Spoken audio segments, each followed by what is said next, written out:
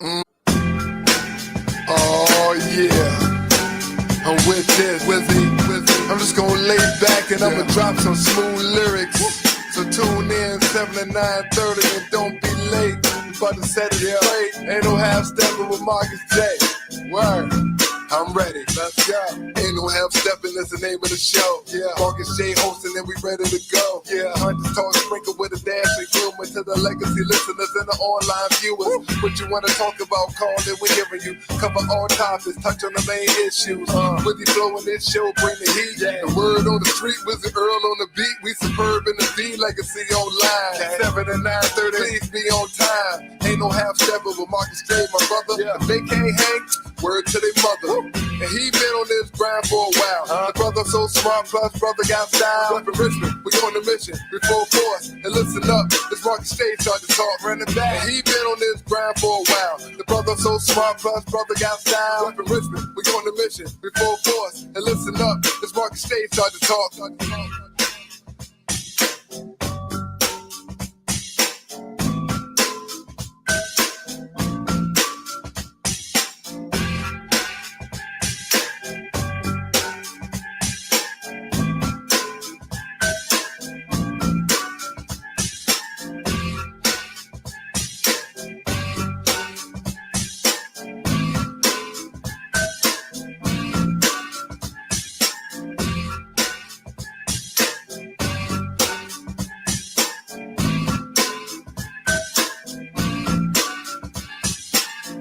Steppin is the name of the show. Yeah, Marcus J hosting and we ready to go. Yeah, Hunters talk sprinkle with a dash of humor to the legacy listeners and the online viewers. What you wanna talk about, call it, we're hearing you. Cover all topics, touch on the main issues. With the flow in this show, bring the heat. The word on the street, Wizard Earl on the beat. We superb in the D, legacy online. 7 and 9:30, please be on time. Ain't no half stepping with Marcus J, my brother. If they can't hang, word to their mother. And he been on this grind for a while. The brother so smart, plus brother got style. Up in Richmond, we on the mission, we full force. And listen up, this Marcus Stage start to talk.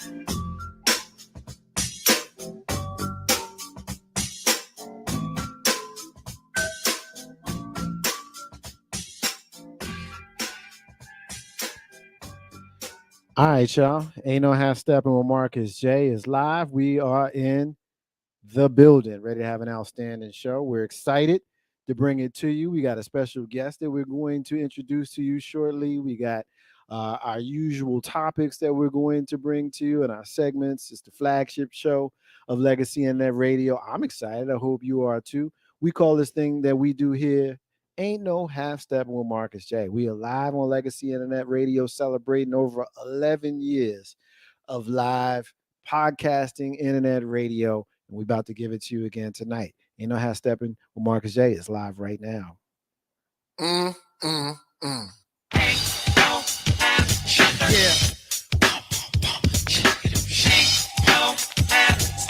It's about that time. It's about that time to get.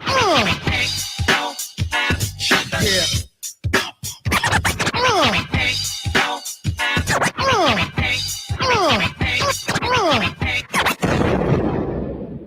Button your lip, open your ears, strap on your thinking cap. Socially conscious talk that's entertaining with a dash of humor and the top sports stories of the week. It's time for Ain't No Half Steppin' with Marcus J. Sellers has Jordan. Jordan with 2 seconds to go. Puts it up and scores at the buzzer. Michael Jordan has won it for Chicago. Manning lobs it. Burris alone. Touchdown, New York. Down goes Frazier. Down goes Frazier. Down goes Frazier. He hits one deep to right center. That ball is out of here. The Yankees win the pennant. Ain't No Half Stepping with Marcus J is live, and we appreciate y'all rocking with us tonight. We appreciate those folks that are checking us out right now on Facebook Live. We appreciate those folks that are checking us out right now on YouTube Live. And we appreciate those folks that are checking out our archive, listening to us few weeks, few days, few hours into the future. Is because you guys continue to support and rock with us. This is why we roll with you. And as I led off at the intro, the beginning, I mentioned that we do have some special guests that'll join us here shortly, and we'll bring them in just in a little while. But let's go ahead and get the usual suspects introduced. As you can see, there's just one. We'll get into our missing partner here in just a moment. But you hear our brother join me on the show every single week. He is my co-host. He's my brother and my friend. I always say John, but I've taken to saying John Green. Me being silly. What it do, homie, man? How you doing? It's good. Yeah? It's good. Yeah? Yeah, but as as my de la people would say, it ain't all good, Yeah. right? But it's good. Yeah. No, I could dig it. You having a good day? Good weekend? Yeah. The weekend was good. We had some sunshine and some rain, like Join Payne. We had what we needed this weekend. It was good, you know. Yeah. I unfortunately can't get into the basketball. I just can't. It's too. Why can't you get into the basketball? You got both New York teams that's in the playoffs. Yeah. The New York Knicks and then that other team. Right. It's too much like wrestling right now.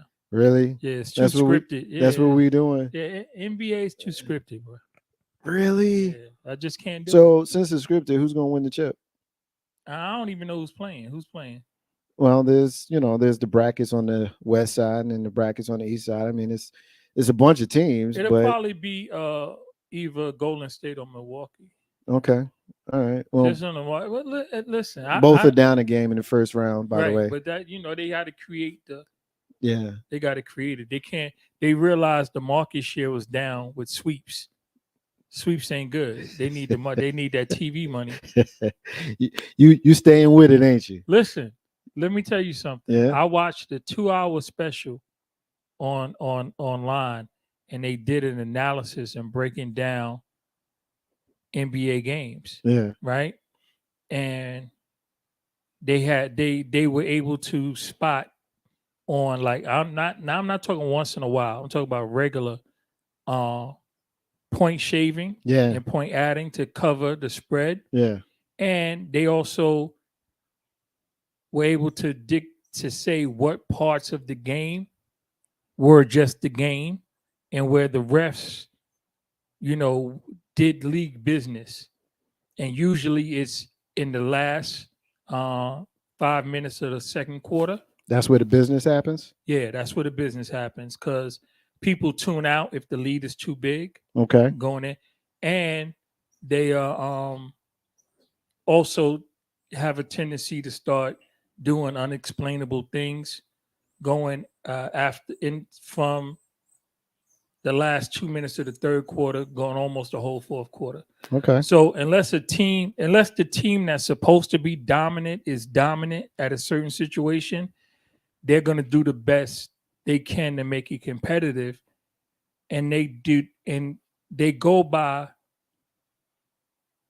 what people are watching. Yeah. Not the idea of the league being an athletic competition between two teams based on their abilities, right, is like, so it's not even tertiary. I don't even know the word for it. It's way back on the league's agenda. The league's agenda is butts in the seat, television's tuned in. And what makes that happen is games that have the appearance of competitiveness and high scores. Yeah. Okay. I could dig it. I mean, I guess I'm still in the mindset of the players determining the outcome, not the referees, not the marketing team, not anything other than what happens between the lines, because I watch the games and I watch them just like you do. And I guess we watch from different perspectives and we see different things. There are things that happen that the refs can't control. You know what I mean? They can't control Jalen Brunson going on fire and making 5 straight threes. They can't control the overwhelming dominance of Joel Embiid. They can't control the incredible athleticism of Ja Morant. They can't control Steph Curry being able to shoot it in his sleep from home. You know what I mean? Like they can't control all those things. They can't, but they can create an environment to where it is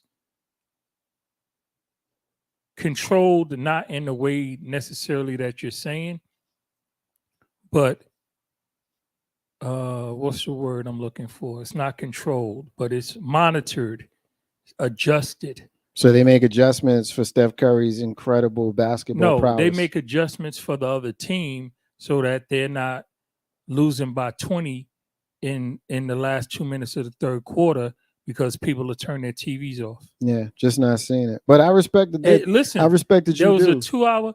I'll look for it online. Yeah. I think you might be able to find it on YouTube, whatever. They did a whole special Right.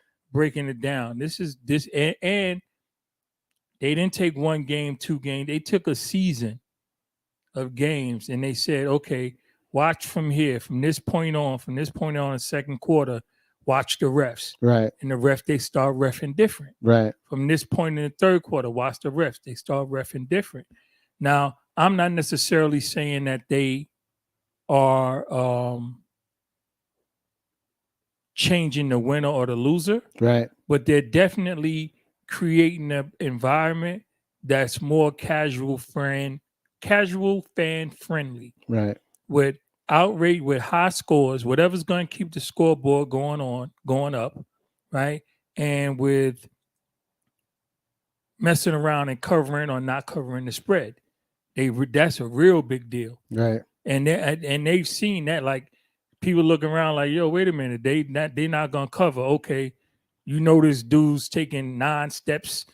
You know what I'm saying? And fouls not called and all kind of stuff. As soon as the points get where they need to get, then they start, calling it again and doing stuff again. So it's, there's always been those who felt the way you feel and have said the things that you're saying about it. And hey, look, I respect the I want to call it cynicism, perhaps. Would you agree that perhaps you're a bit of a cynic when it comes to the the sports authenticity? This is what I'll say. Yeah, well, let's just say yes. It's a soft yes to that answer to that question. But my thing is, my gut tells me it's probably not as bad as I feel it is. That's what my gut tells me. Okay. But my brain tells me is what I'm saying is a thing. Okay. Like it ain't like I'm out of my damn mind. No. It's probably not as bad as I think it is. But something's going on. Something's going on. All right. That's why I say I can dig it. There are some sports where it's easier to perhaps manipulate than others. Anybody that knows me knows that my first love is baseball, versus, the others. Of course, I love football, I love basketball. It's probably easier to manipulate some sports than others. I guess we can dig into that. But we'll do that another time. Ain't no how stepping. Yeah, we'll talk about today's sports. Yeah. We'll do that another time. Ain't no how stepping with Marcus J live from NewDen Legacy and Net Radio. As I look through at the green room here, it looks like our guests are beginning to fill up our green room. So I'm excited because we're going to be having a conversation here in just a few minutes, and we're going to be talking to the folks. We're going to be talking to the folks that are going to be sharing some information on AYA Melanin, the healer, the science teacher. We've got the folks are going to come on. We're going to talk about that, and they've got some wonderful information they're going to share. Coming up here in the Richmond, Virginia area, they've got an event that's going to be coming up. So I'm excited. So I see them showing up here. So I'm actually going to start bringing them in here, and I see a few of them are already there. So my family, I see you there. Can you guys hear me well?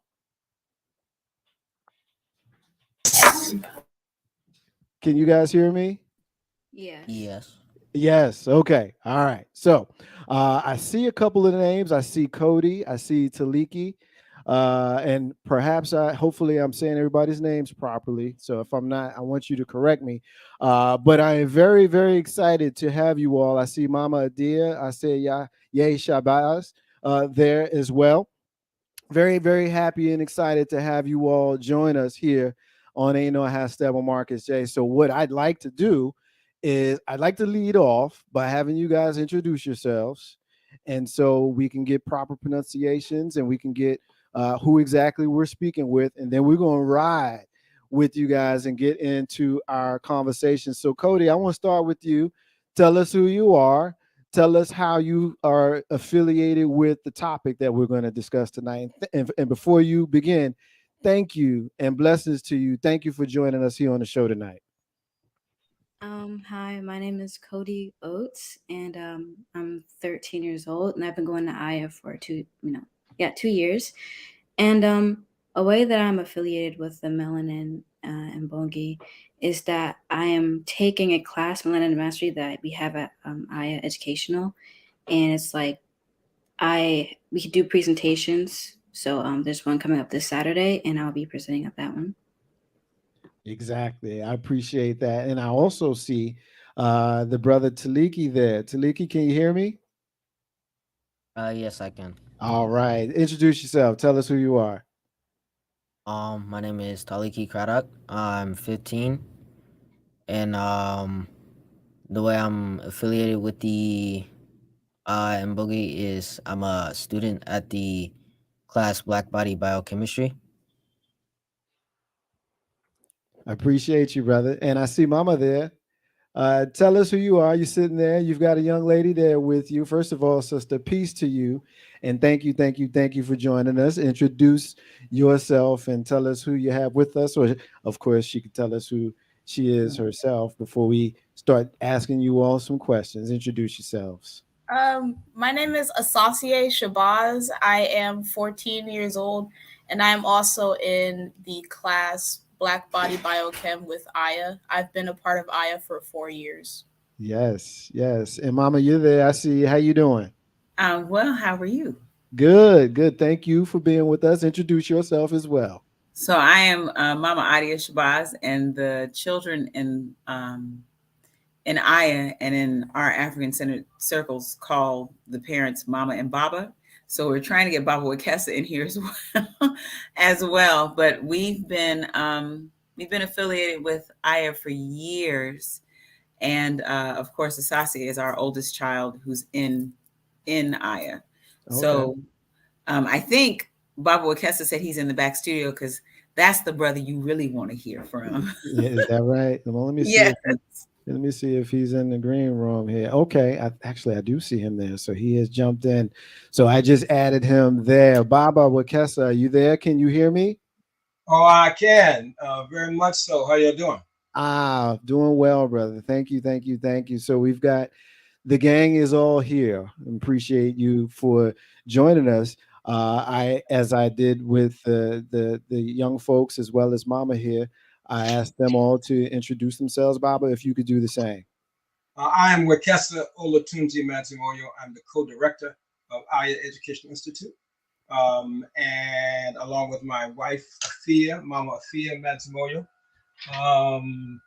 We live in Atlanta. Our school is national and international, so we have students all over, which is why we're with today. The students, some of the students that are with us in Richmond. All right. Well, I've got a lot of questions for you. I'm going to run through some of them, and I look forward to having you share. First of all, let's just start with the basics. What is Aya Educational Institute? Let's start there. Aya Educational Institute is an African-centered research and development institute. We have two basic forks. One is for adults, where we look at how do we develop both personal development, leadership development, organizational development, so that our people are better able to maintain our relationships, our organizations, the things that we build. And that is called Warriors, Healers, and Builders. And we also, the principles and the tools that we have shaped there over the years, over 20 years now, we then said, let's use those tools to build education on.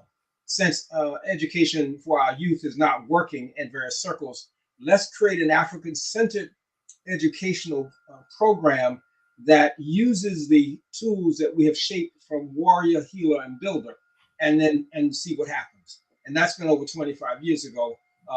And so we both provide practical educational options, classes, and instructional options for teachers and parents for the education of our children and our people. And we also provide leadership and personal development for our adults and organizational development. I know that you've got an event here in the Richmond area. You've got the same event, or similar, I should say. I'm looking at your website now. It looks like Brooklyn, Atlanta, DC, and you're also going to be in Africa as well, in Tanzania.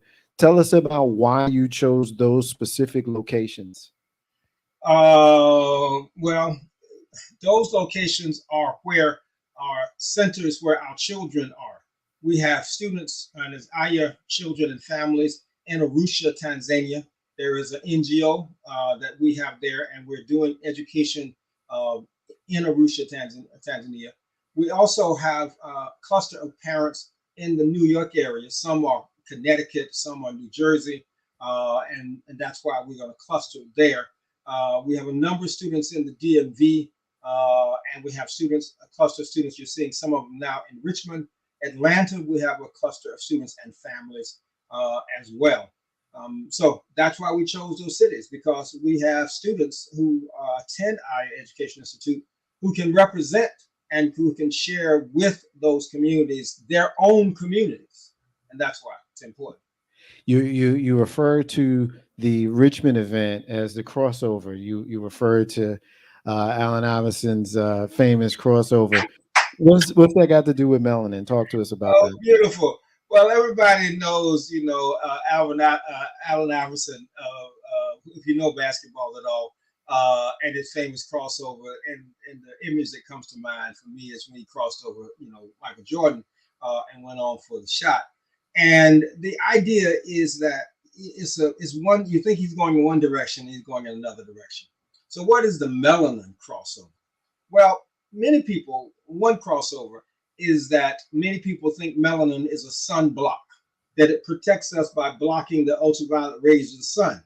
Well, that's the same as the misdirection, because while you're going there, melanin is actually going in the other direction. Melanin is not a sunblock. It does not block the sun at all. Instead, it absorbs the sun and all of the electromagnetic radiation, and it converts that radiation into energy that it deposits into the cytoplasm, like Allen Iverson would deposit whoosh, into the yeah. Well, two things. We go back into the melanin portion in a moment. If you could, though, please. This is John Green. Good to meet you all, and thank you all, especially young folks. It's good whenever we have our young people enthusiastic about education. It's a beautiful thing. Could you please, for anyone who would have absolutely no idea of what it is you're speaking about, can you break down what African-centered means in the aspect of what your organization is doing? Sure. I'll do a short version. The students may want to chime in, and the marbles and the bobbles, because they choose Aya because it is African-centered. For us, African-centered means, in this particular case and generally, but since we're talking about science, specifically for Aya, what is African? Aya, but I'm also going to say specifically for this example of melanin in the teaching. Yes.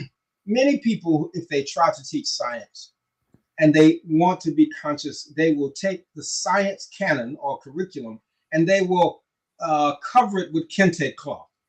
They'll throw a little black culture in. They'll find, here's a black scientist that you need to be proud of. They're teaching science as it has been taught, and they're infusing some black folks and black stuff and black culture in it. And that's okay. It's just not what we do. What we do is we use what is central to our culture and to our people. Central meaning meaningful, meaning powerful, meaning useful for us to progress our people to our traditional greatness, right? For us to heal and grow and become more powerful. That's what we mean by African-centered. And so we say melanin is central to that, and we use it to teach science. I want to repeat that short. Instead of infusing Black culture into science, we use what is central to our culture to teach science. That's what we mean. That's an example. And we do that for every other subject, incidentally, music, Okay. language arts, etc. Okay, I can definitely appreciate that. And do you feel that when you're dealing with science, right? And it's not it's not language or social study or history. It's science. It would lean towards a more exact situation like math. How does making it cultural benefit? And are there any parts of making it cultural that take away from the scientific, air quote, scientific portion of it? Well, absolutely not. That is, again, we don't infuse culture in it. Okay. That is, we use what is central to teach. For example, we care about our students, these students here and others, developing what we call disciplined inquiry. That is, knowing how to ask questions and continue to ask questions and make relationships and what people call critical thinking. We don't call it because it's the way we think all the time. And so we want them to apply that and to develop that skill. We want them, and in this case, we have them studying melanin, not just where it is, but how does it work? How does it function? So that they understand its process. So, so you understand, we're teaching science, that is, and scientific behavior and critical thinking and rigor, right, by using melanin as the vehicle. Now, others might say, I'm going to teach science, and then we're going to put a little mention melanin over here. We'll mention sickle cell over here. We don't do it like that. Okay, that is, it takes experience to do it the way we're talking about. Right. Science is not objective. No, it's not. It's exact. That's why. No. It is not exact. It is not. Science is subjective. Subjective. Now, people will tell you that science is objective. Here's the problem with that. The abstract concept of science is the actual doing of science. People will say, for example, oh, you don't trust science. It's like, no, I trust science. I don't trust the scientist. Right. All right. So melanin, for example, just a minute. Mm-hmm. For example, melanin was considered for years by European scientists a waste product. Melanin is still taught by scientists, okay, who do the work on it, that it blocks the sun rays, the UV rays, and it dissipates its heat. That is not true. I've never heard that before. I've heard foolish people say things like that, but I've never known it to be taught in an institution, especially not one on a university level. Well, I'm sorry. You go on to Google, you can go to anywhere you want to, and at least 7 out of 10 times, okay, it will tell you that melanin is a protector by blocking the harmful UV rays. No, they bring them in. And then the new version is it brings them in and it dissipates it as heat. No, it doesn't do that either.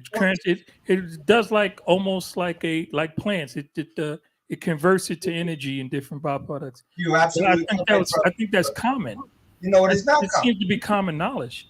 Well, you're right. The answer is right in terms of what it does. That it's common knowledge is something that I'll disagree with you. Okay, no. Listen, I definitely will accept being wrong about it, but it seemed to me is what I'm saying. Your experience in it, because this is your field, I will definitely accept over my personal experience because I never thought to research what other people were thinking. It would make sense that you would think that, but I'm trying to tell you that science is not objective. That's the point that I'm making. That is, see the practice. It's a really important. This is a philosophical piece, but it's also practical. If say science is objective, the abstract concept of science is. The application of science, which is where science, where you interact with science, or I interact with science, is very much so culture bound. It's also bound by the prejudice of the people who are funding. Much of the science that we know, for example, having to do with medicine, is funded by pharmaceuticals. And when the results don't come out the way they want, that's not published. Right now, Lancet and many articles that were published in journals regarding COVID are being retracted, even though they were published in refereed scientific journals, because the actual practice was tainted by the prejudice toward natural remedies and natural immunity. So I understand. All I'm wanting you to understand. See, people like to believe that science is objective. Sure, the abstract concept of science is objective. The application of science, where it meets what medicine you should take, what foods you should eat, what exercise, where it meets that, it is not objective. And so when you ask, does infusing with culture compromise its objectivity? What I answered is, it doesn't compromise its rigor. It actually increases our students' rigor, is what it does. Okay.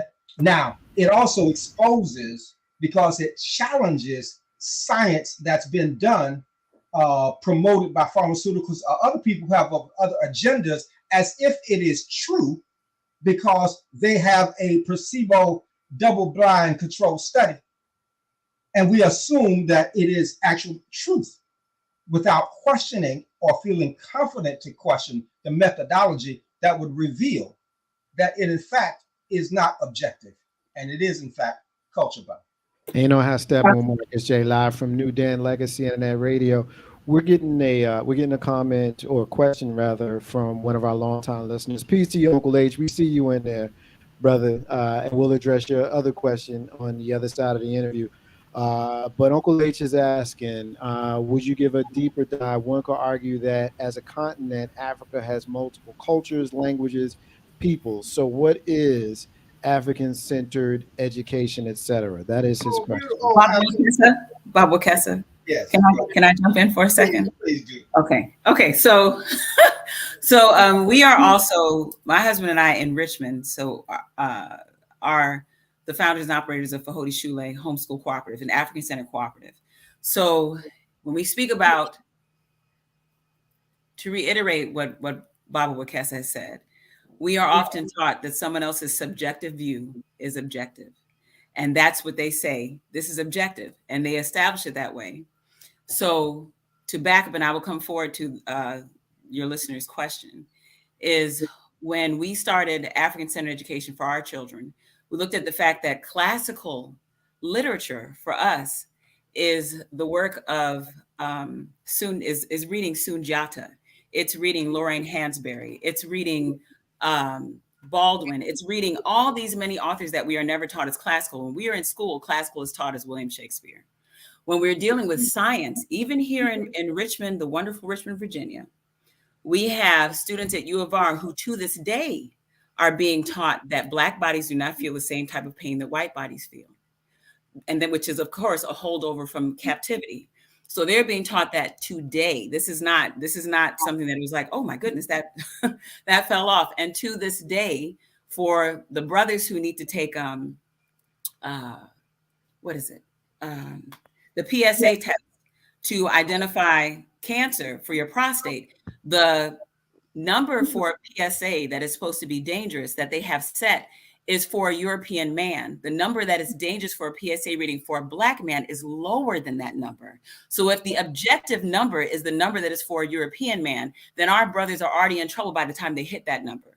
So African-centered education would say, what is it that applies directly to us that we need to know for us? Because anytime you move in the world, you have to be you-centered. If I am not Adia-centered, I cannot deal with Baba Wakessa. I cannot teach these children. I can't do anything. If I'm going to be Wakessa-centered, then I'm not dealing with myself first. So when we speak about African-centered education, that's what we're talking about first. And with all of the many different cultures on the continent, there is still a plumb line that runs through it.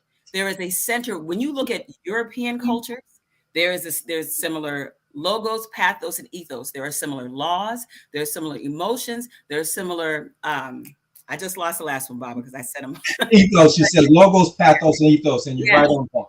So the same thing is true of African culture, even with all the variety, with the different languages, with the different presentations, dress, dance, whatever that is. There are things that are similar that we find not only on the continent of Africa throughout all of those hundreds and hundreds and hundreds of cultures, but also throughout the diaspora, where our people have been populated everywhere, and where we have spread our genius, and where we have influenced cultures sometimes who do not use the entirety of what we have created.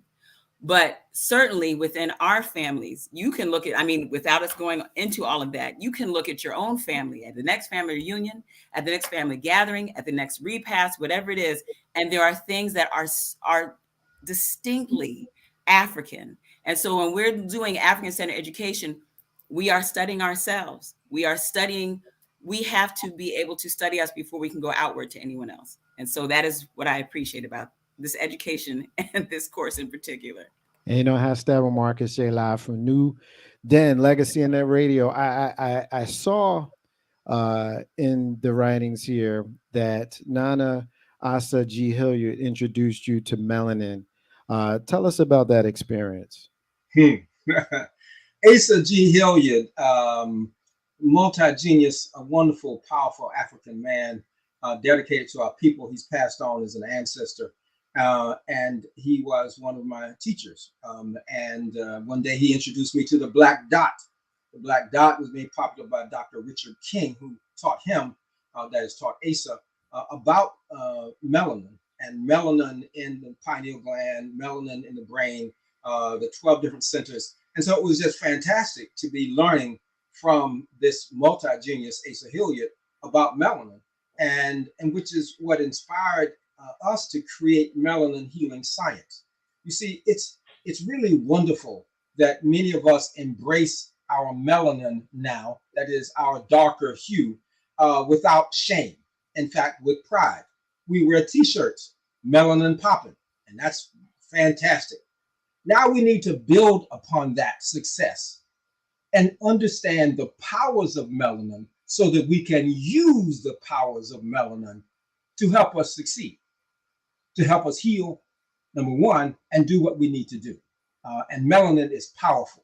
If all we know is that melanin is a good thing, that's good.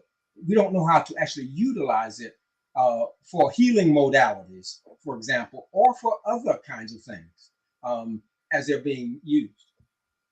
So that's the answer to that question. Asa, he introduced me to melanin as a powerful molecule that we have in abundance.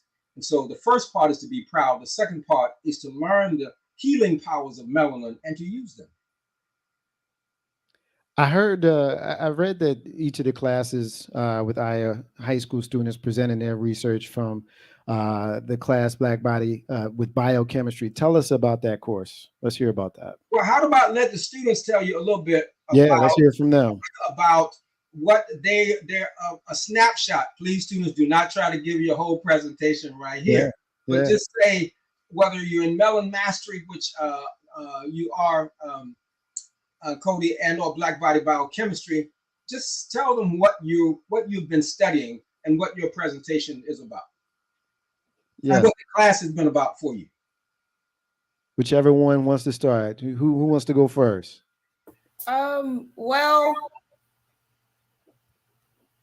Well, I say that throughout the whole class, we've been learning about melanin, of course, but more like the molecules which make up melanin and what melanin can do to help heal our bodies, to help our body's healing process. And for this specific presentation, I have been learning, I have been researching the origins of different melanins with my team, but I'll only be presenting 2 of them. All right, Taliki, come on, jump in, bro. So I'm in black body biochemistry, and so I'd say for these past couple of months I've been researching um in summary melanin and interstellar space, so like its connection to interstellar space. And I say like overall in the class we've just been learning about the benefits of melanin, how we can nurture our melanin, and just information that isn't commonly shared about melanin, so we can make it a household word, so it's more commonly shared between each other. Talk to us, Cody. So I'm in Melanin Mastery class, and what it's like, well, what we're studying is we're currently learning about the electromagnetic spectrum and about wavelengths and things like that. But my presentation is about arthropods and how what their connection is to melanin, as well as how they use melanin, and also how they use melanin, like their brain functions and stuff. So melanin mastery, he is like, we talk about a lot of melanin, of course, but also we talk about like what its connection is to everything, like plants, food, and animals, and as well as how they help us. Cody, can you share with folks the biological taxonomy that we've been learning? Humans.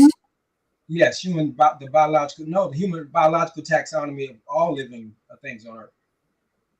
Um, can you define that, please?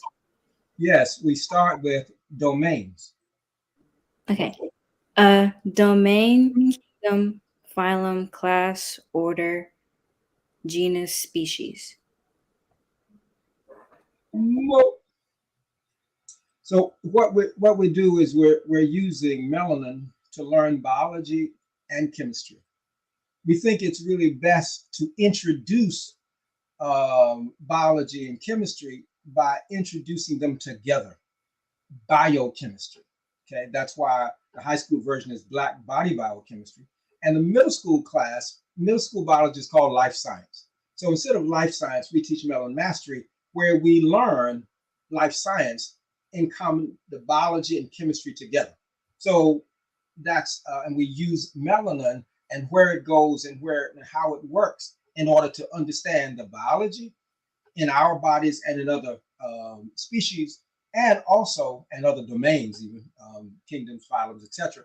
But also the chemistry, understanding what a free radical is. To understand that melanin is a powerful antioxidant, you can't really understand what that means without understanding free radicals and what forms them. And being able to answer powerful questions like, if melanin is able to give its electrons away to stabilize an atom that's been damaged, whose electron has been damaged or knocked off by photons, by the sun or UV light, etc. If melanin can give its electrons, then how does melanin itself stay stable if it's in fact giving electrons? And having an unpaired electron is what creates a free radical that causes damages. How come melanin can help, but it doesn't itself turn into something that is a scavenger? Well, that's a wonderful question that will take us down a deep rabbit hole of understanding polymers, understanding electron sharing within a polymer. Right.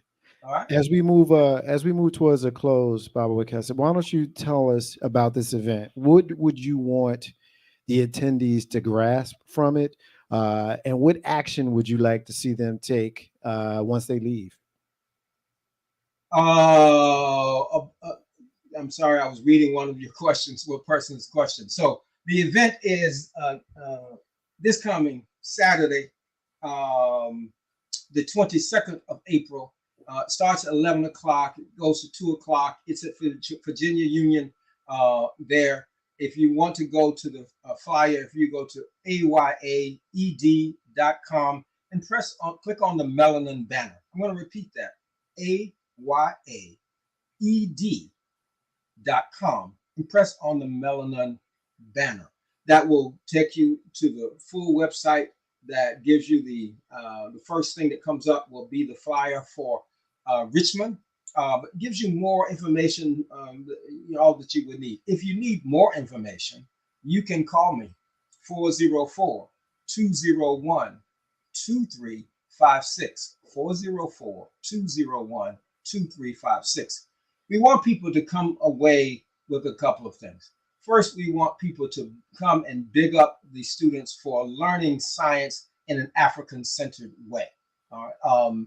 And many times they don't learn that. Many times people wonder if the question that was put by earlier, that somehow are you chinching on the science if you come that way. We want to actually have people come to see the rigor and the power of these students as student scientists using this methodology. This is important because we want to share this method of how do you center education with us, and how does that create disciplined inquiry and tremendous skill in this area and in other areas. So that's one takeaway.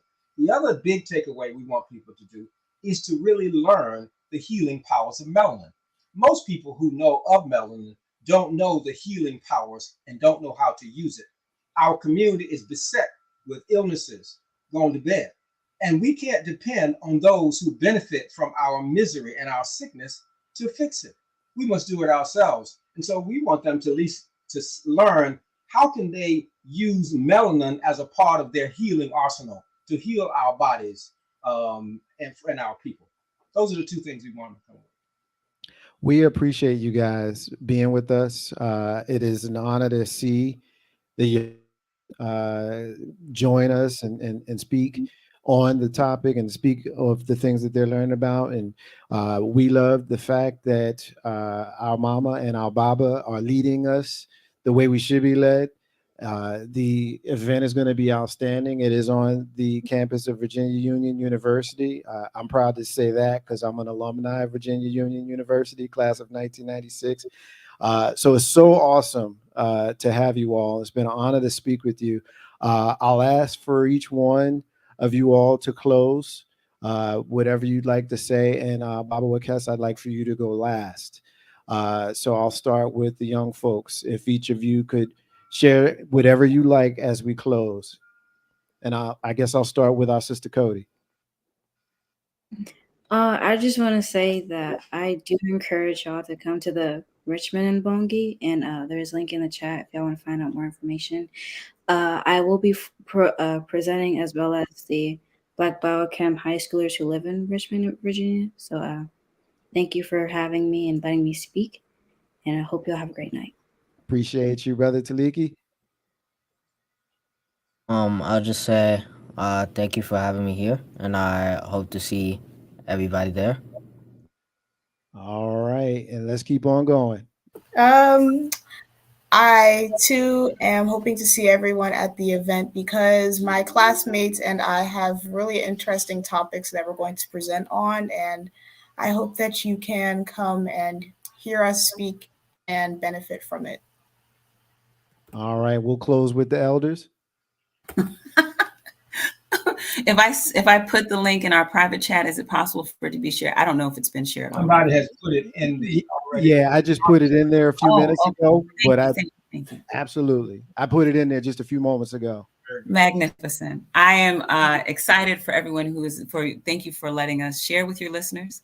And I hope that everyone gets a chance to come out and gather with us. There's just so much to be shared and so much to be learned.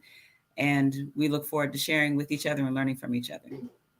All right. Wonderful. And finally, Baba Wakes, we appreciate you, brother. Thank you so much. And your final word, and if you can include, as you close, how you can be reached and how our listeners can support you. Excellent. Thank you so much. Marcus, appreciate being on your show. Appreciate your questions. Appreciate the pushing, the questioning, the digging. That's the kind of rigor that we need, as a community, and your program represents that. So I love that. Thank you. And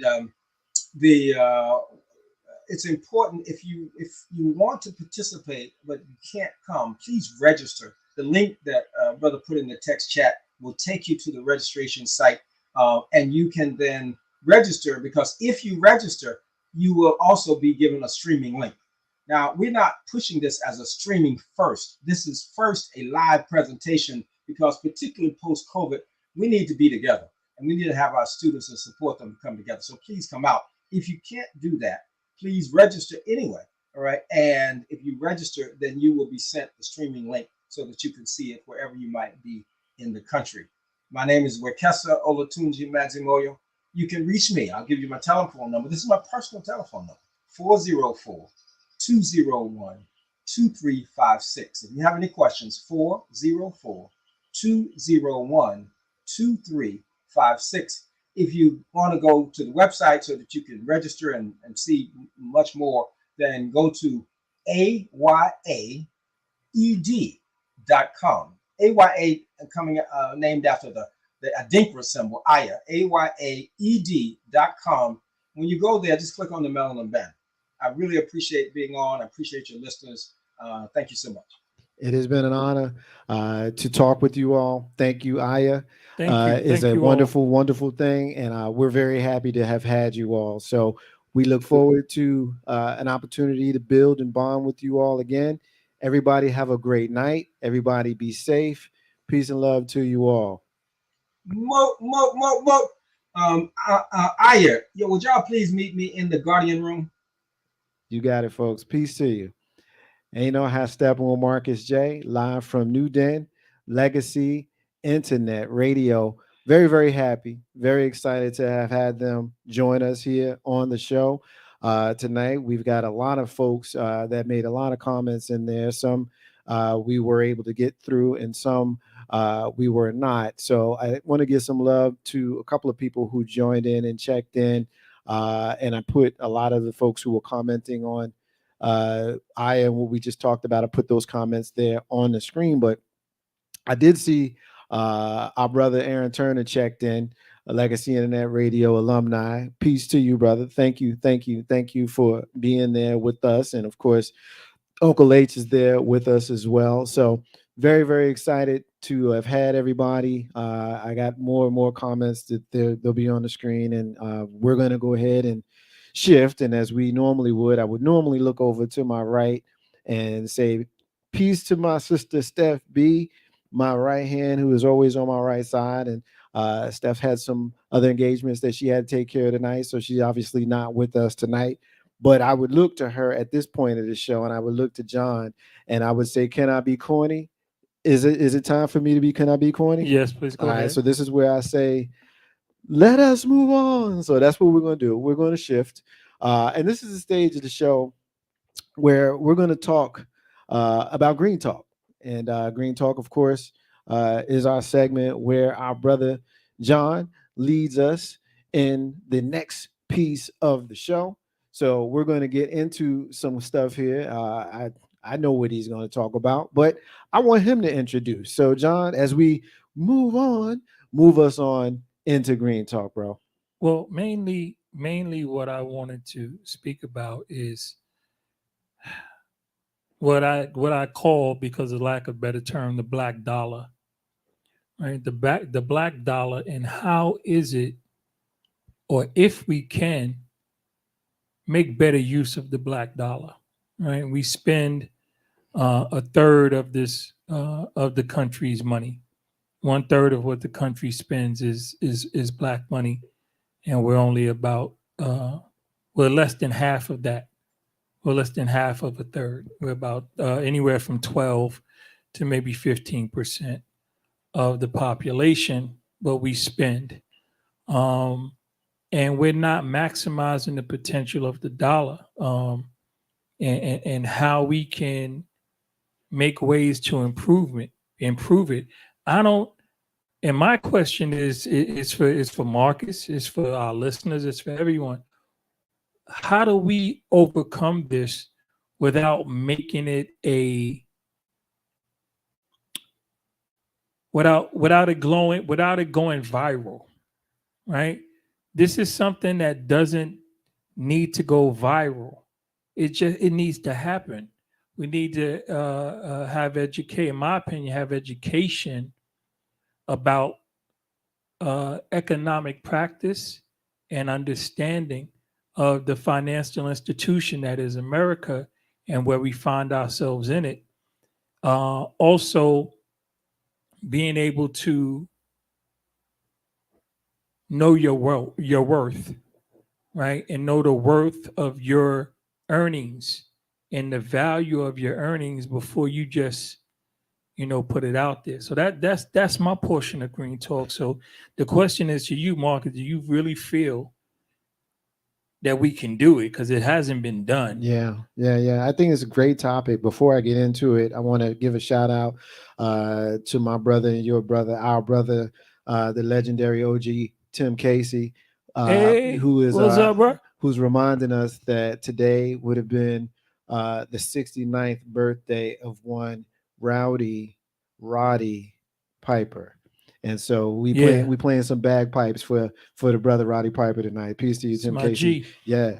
I think it's an interesting question. I would get in trouble a lot in the earlier days of Ain't No Half Step with Marcus J and Legacy in that radio, because I used to always talk about how our community has so much money in it. When we look at the top, we have a lot of recognizable faces with a lot of financial resources. And I would get very frustrated. My brother K-Dub would always, kind of pop me down and be like, dude, you can't spend these people's money. Like, I would say things like Tyler Perry, Oprah Winfrey, Eddie Murphy, name your very financially powerful person. Insert name. And why don't these folks put their money and their resources together and create something? And he would always respond that you can't spend these people's money. Like, these people are going to spend their money on the things that are important to them.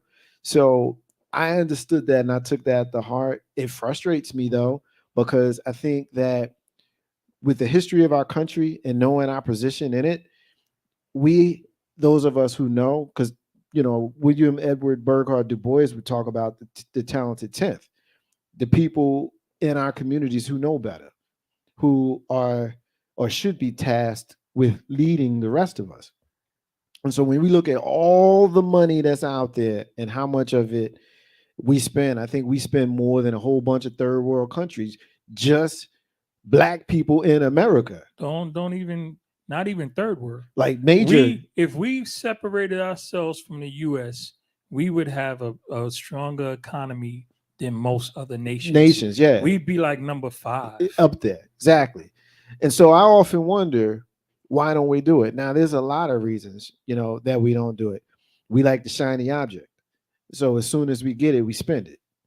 You know what I mean? And I think we put too much value on material objects.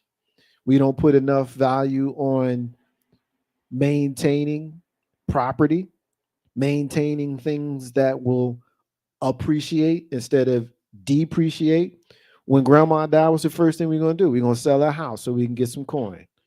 You know what I mean? Like, on the very, very basic level, we don't take care of our money. So I think the first thing that we need to do is we need to start teaching our young folk. That's why Iowa is so important, because they have the ear. You can tell by listening to those young folk speaking. You can tell that the elders that are leading them have their ear. You can just tell by how they talk. So imagine if those folks and other pockets of folks around the Black diaspora continue to educate young folks on the importance of the dollar and the things that can be accomplished with it. And I think that's where you start. Okay. I'm going to address a couple things you said, but I want to say first what made this my topic this evening.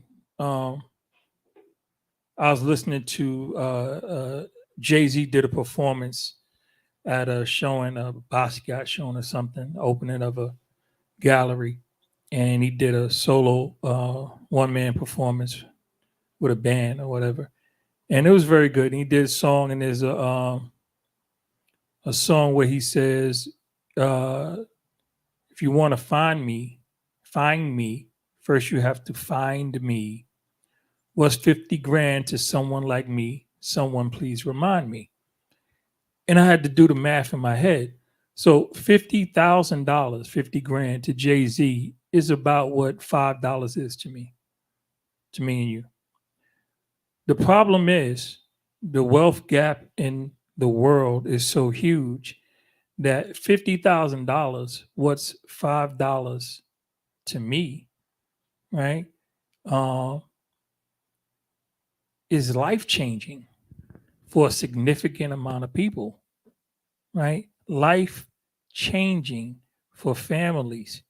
If we used to see the commercial for a cup of coffee, you could feed it, and that was kind of crap. But they used it as illustration. But check this out: the $50,000, right, for what I spend on the lotto, right, on in Jay-Z's pocket, and Tyler Perry's pocket, and Oprah's pocket, and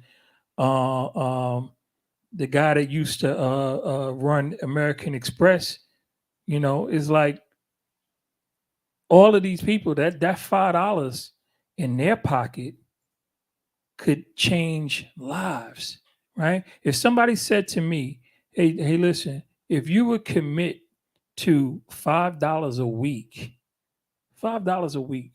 right? Commit to $5 a week, right? And in a year, that's like $250. Commit to $5 a week, and you will change the lives of this many people. I would do it without hesitating. So when you said before, like, where are these people with all this money? That's a good question, because $50,000 a week, you got 52 families whose lives you can completely turn around with $50,000. And there's investment instruments that you could put money into, and you could get $50,000 a week like nothing for them. With the large amounts, with the billions of dollars that they control, is another thing. Another thing you talked about as far as black people wanting the shiny stuff. It's not that they necessarily want the shiny stuff. No, they want the shiny stuff. Right? We don't trust. If we don't see it, we don't believe it. We don't believe in it because we've been lied to for so long. I can't. When a black person goes to the bank and take their money and put it in there, they're like, "Nah, man, give me my money back." Yeah, but we don't address the shiny part stuff. No, the shiny part. Because we like our toys. But listen, the shiny thing is not, again. The shiny thing ain't based on black. The shiny thing is American. But I'm speaking about us, right? But when you speak about us, the apprehension, what lends itself to us is people with more melanin than others, which is something I like to say often, even before these guys. We got more melanin than other people, right? And part of what makes us a little bad with money, or very bad with money, that is exclusive to us, is more of fear of not having it in my hand. Most people, poor people, but black people specifically, walk around with more money in their pockets than in the bank. And if they save their money, it's in a book in the house, in the Bible, under the bed. They got a hiding spot in the closet or something. They don't like the idea of putting money in the bank. I think they don't like the idea of investing. That's an old person's mentality. Yeah, well, young folks ain't putting money in a shoebox under the mattress, and I think you know that. I think more. I get the point you're making, but I think let's bring it to the 21st century. I'm gonna bring it to the 21st century, and I'm gonna say this to you, Marcus, Theo. You grew up, and the people who you know, for the most part, are reasonable and intelligent people. Unfortunately, they're not the majority. I know a lot of people to this day, young and old, who, put money in the shoebox, keep it in their pocket, and don't even have bank accounts. There's people who, I know more people without bank accounts than people with bank accounts. I know more people who will not invest because they're like, I don't believe that shit. If I got it in my hand, it's mine. As soon as I let it go, it's gone. Because if I come tomorrow and they tell me I ain't got it no more, then I ain't got it. So why would you have it and spend it on bullshit? Spending it on and let me the and let me spending the let me spending habits. The let, spending habits is let me clarify when I say spending on bullshit. When I say spending on bullshit, I mean the shiny object. now I get you. That is the best. Listen, I could go on an economic tirade about anybody with a car note, right, for days, and then you have people who can give you the economic value of renting versus owning, and owning versus, maybe we can flip back and forth. Buying the shiny thing, that is a poor person's situation, right? More than anything else. And it's shared. And the point I was trying to make is it's not exclusive to people with melanin, because poor people who happen to not have that much melanin, they do the same thing when they got a good piece of money. They don't go out and save it. They don't go out and invest it. They go get wheels on the tractor. They go get a new T-shirt. They go get a new gun, right? You got broke white folks with 200 guns in the basement, right? So they spend their money on shiny objects too, but it's guns instead of chains, right? So that's a poor person's mentality. Black people have a fear of institutions because institutions have consistently lied to us about what is going to be right for us and what is going to be fair for us. And I know a lot of people who went to bed with money in the bank or woke up in the morning and without any, based on all kind of crazy stuff. Like, oh no, we're going to freeze your account. Oh no, we're going to hold this money. Oh, where did it come from? Oh, you didn't do this right. You didn't do that right. Oh, you filed a tax return, but you filed out this line wrong. So we're going to hold your whole bank account and be stuck with no money because they have faith in the bank and they believe, although the same thing happens to white people, it happens far more often to black people. And because of that, they have a level of distrust as far as saving. But again, back to what you were saying, buying the shiny object, that's poor people. That's what poor people do, because it's like, listen, I got it, so I'm gonna spend it because I ain't gonna have it anyway. The idea of saving and investing doesn't come into the mentality of a poor person, because they've only known to be poor. And a lot of times it's a lack of education. Also, like you said, yeah, it would be wonderful if we could teach. I remember when I was in school, we all had bank accounts and we had the checkbooks. And we go every Monday, we go to the bank and make our little deposit. And they showed us how to do the ledger, how to write what we had in, and if we took any out, and so on and so forth. They took that out of school. Oh yeah. So they don't even teach them cursive. And home economics class wasn't just about how to make mayonnaise from scratch and how to light the stove. It was also about balancing your budget, right? They don't teach home economics anymore in school, right? And I have Steph Marcus J live from NewDen Legacy Internet Radio. Aaron Turner made a comment that I was thinking, but I just didn't get it in. So I'm glad that I get to attribute it to you, Aaron Turner. He says that just because you can obtain it doesn't mean you can afford it. Warren Buffett, one of the richest men in the world, still wears suits from Sears and live in the same house for decades. And that kind of speaks to the point that I was making, the shiny object. Those who really got it ain't got to show it, ain't got to flaunt it, ain't got to go and get the shiny rims with the spinners on it. Like, there's a whole generation, I think, that these types of things are lost on, and it wasn't lost on me. The Theo comment, I did hear what you said. I was picking up what you was putting down. I just let you continue. But that's because we share. Inside sorry, joke, audience, that was joke. for us. Yeah, that was an inside joke. I saw what you did. I saw what you did. But also, before I continue, she did say good morning. She's checking in. So all right. as we do at this time of the show, we look into the camera collectively and we say, Good morning, Sue. And I have Steppin Marcus J live from NewDen Legacy Internet Radio. As we continue in Green Talk, I'd like to introduce one other thing here. Sure, please. It's another topic. I want to address this comment too, but please introduce it. I want to address something else because it's another topic that we had on the agenda for tonight, but I think that it is a very good companion to the topic that you brought up with regards to Green Talk, with regards to the power of the black dollar. and how we spend. Those aren't your words, it's kind of my own. But when we look at what we are capable of, but then we look at what the powerful do and how they move in our country. And I want to bring up Clarence Thomas and some of the stuff that he's been doing.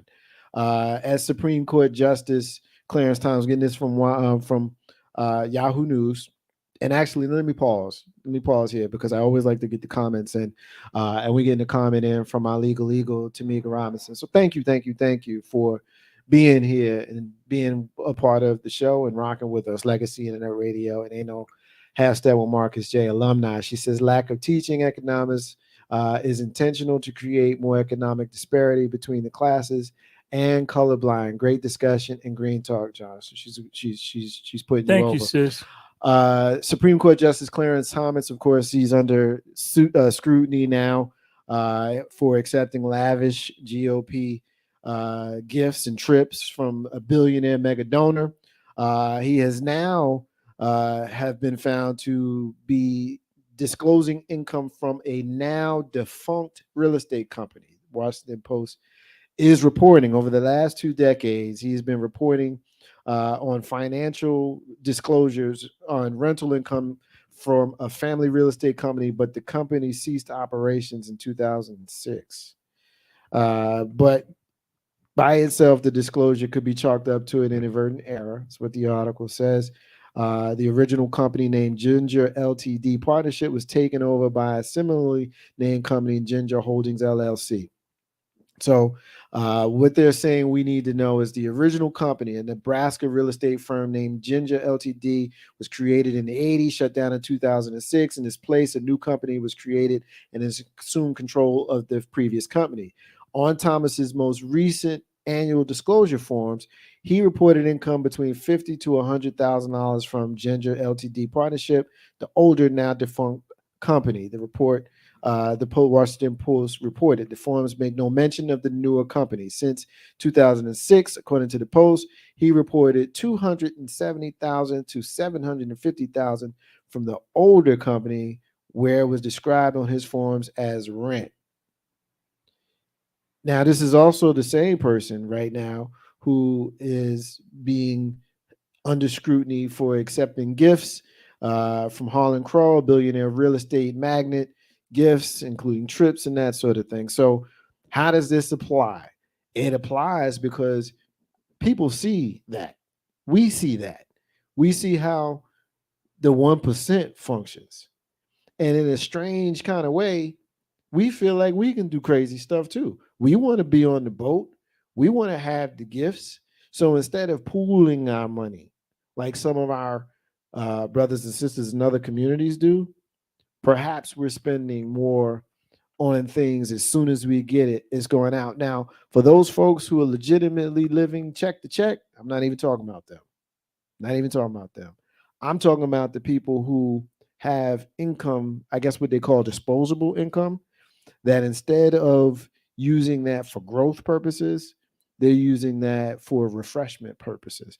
I can't necessarily say that I want those shaded folks. I like refreshment as well, but keeping with the spirit of the green talk, this money is gone. It's gone. Okay. I know a lot to respond to. Yeah, okay. I know. I often, to the listener, I often on the show speak about the difference in being able to afford something and having the money for it. So I'm going to try to do this as quick as possible so you can understand. Anybody who wanted to know what it is to afford something, right? If you can pay all of your bills, right? Have saved 10% of your gross, not your net. Be able to save 10% of your gross, pay all your bills, right? And then have 10 times the price of the item in hand, you can afford it. If those things are not the situation, so if you wanted to buy something for $100, right? And you paid all your bills and you saved 10% of your gross. If you had $1,000 on hand, then you could buy something for $100. You could afford it. Anything else you're doing, you're stretching it. You're stretching yourself thin. You can't afford it, right? That doesn't mean that you won't buy it or shouldn't buy it if it's a necessity. It just means that you truly can't afford it. Most people can't afford everything in their life. If your main living expense, which is your rent or your mortgage, is more than 25%, maximum 30% of your net monthly income, you can't afford to live where you live. Most people can't afford. They're overextended. This is why they have financial trouble. If you use your credit card to buy something and you can't pay it off to within $1 or $2 at the end of the month, you couldn't afford it. And buying it on credit, buying it with a credit card is not a substitute for being able to afford it. Because you got $1,000 in credit, that don't mean that you can afford the item. Going back to the other equation, because you need to pay that item off. You still need that money on hand. The credit card is just deferred, and it's deferred to the end of the month, and you're supposed to pay it off because you're not supposed to pay interest on it, right? The credit card company knows that they looked at your credit history and you think that they thought it was good and that's why they gave you a card. No, they saw that you carry balances. So you're going to pay their interest, right? And you're going to spend more than you should because you have access to the credit, which is not the same as having access to the money, right? So all of these different things go into their foot, and nobody has these conversations in our community. That's a problem. Now with Justice Thomas, it's hard for me to talk about him sometime because there was a point in time where I looked up to Clarence Thomas. He was someone who believed in the application of something called natural law, which is very much a big deal to me. He's also a constitutionalist to a certain degree, which is also important to me, notwithstanding the fact that it didn't apply to anybody but white men with land at the time it was written, as it is being applied since, I don't know, 1960 something. We are to then move in that direction with that assumption that we're all part of it. And in that assumption, being a constitutionalist could be a good thing. So between those two things, I looked up to Clarence Thomas. Whatever happened with him and the other wonderful sister and all that other stuff that went on, that was just a whole bunch of television stuff distracting us from Iran-Contra and distracting us from crack in the community and distracting from Snowfall, y'all. Clarence Thomas's trial was a distraction for Snowfall. So it's easy to, y'all can keep up that way. And that's why they did like they did. But he weathered the storm and now he's reaping the benefits. More power to him, right? Because it's not like he's the only one. That's part of being in Washington. You know what I mean? You get the Congress people get a apartment. They get an allowance for their staff with assistance and so on. They get a car. They get protection. Plus, I think $140,000 salary, or no, $220,000 salary, something like that. Whatever it is, they get paid too much. Then I have to go to work at all. They work less than teachers in New York City. New York City teachers work 181 days a year and still get vacation days other than the 2 months off that they get, right? And get a full salary. I mean, they're underworked, they're underpaid and overworked. Don't get it twisted, but still, Congress people go to work less time than teachers in New York City, and they make over $200,000 a year. Plus, they get a free apartment and other expense accounts. So if Clarence Thompson is getting what he's getting, yeah.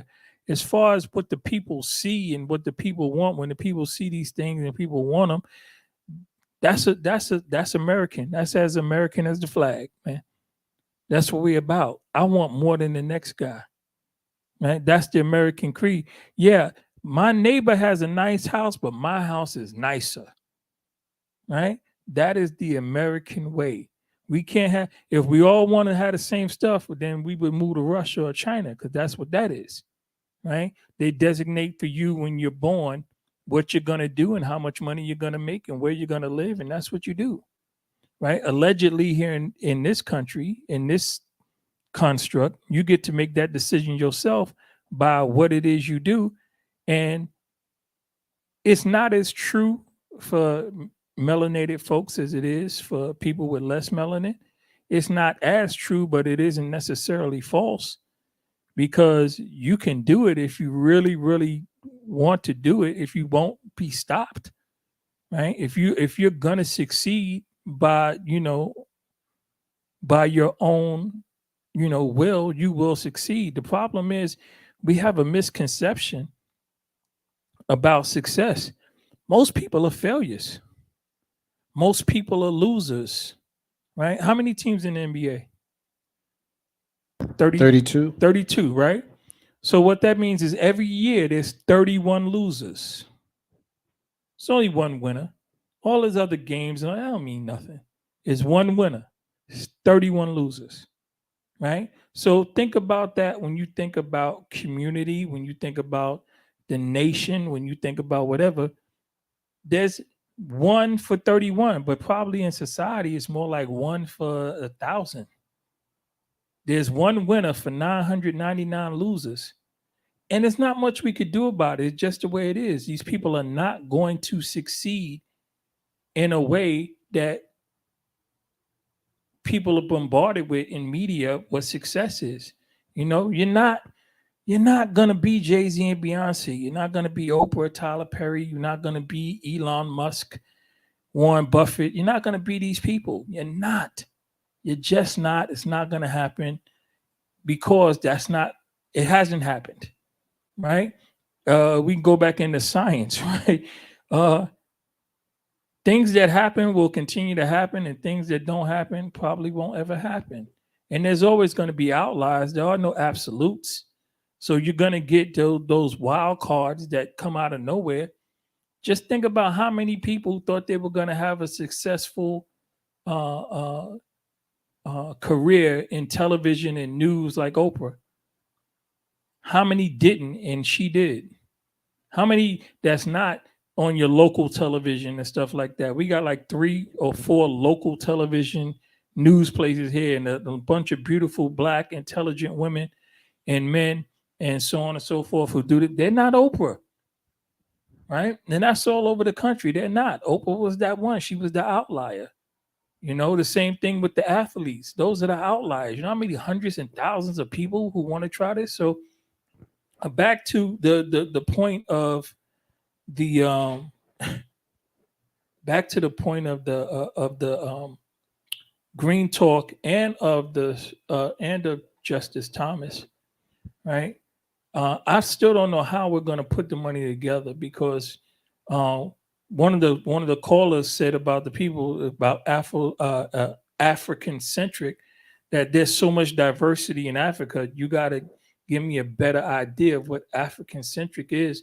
And here's the problem: we don't even really know what African is, because a lot of the cultural stuff that people say is African is actually American, not American, but on this landmass before Americanized. There's Americanized stuff, and there was stuff that was here before the colonizers came here, like the Black folk that were here that have practices that people think are African, and they not. They were here. I think a big problem with regards to that piece of the conversation is we don't often leave room for collaboration. There's a whole lot of, well, this is what I say and this is the way it is, when the reality is it's kind of a little bit of all of that. I kind of think about how you led that piece about what's African and what's not, and how many amongst us really, really know. Now, we can find ourselves in debates with folks, debating what we think we know, and we may very well know. But at the end of the day, when we talk about a community, when we talk about harnessing the Black American dollar, it's going to take all of us. It's going to take all of the ideas. It's going to take all of the exchanges. We're going to need Aya, and we're going to need the nation of gods and earths, and we're going to need the Israelites, and we're going to need the agnostics, because at the end of the day, we all Black folks.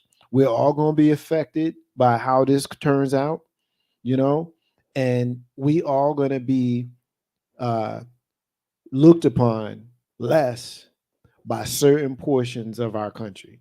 There are certain organizations or certain thought processes in our country we're going to be looked upon simply because of our melanin, to utilize how we would normally use that term on this show prior to having our wonderful guests. So when we talk about melanin, we assume we talk about black folks.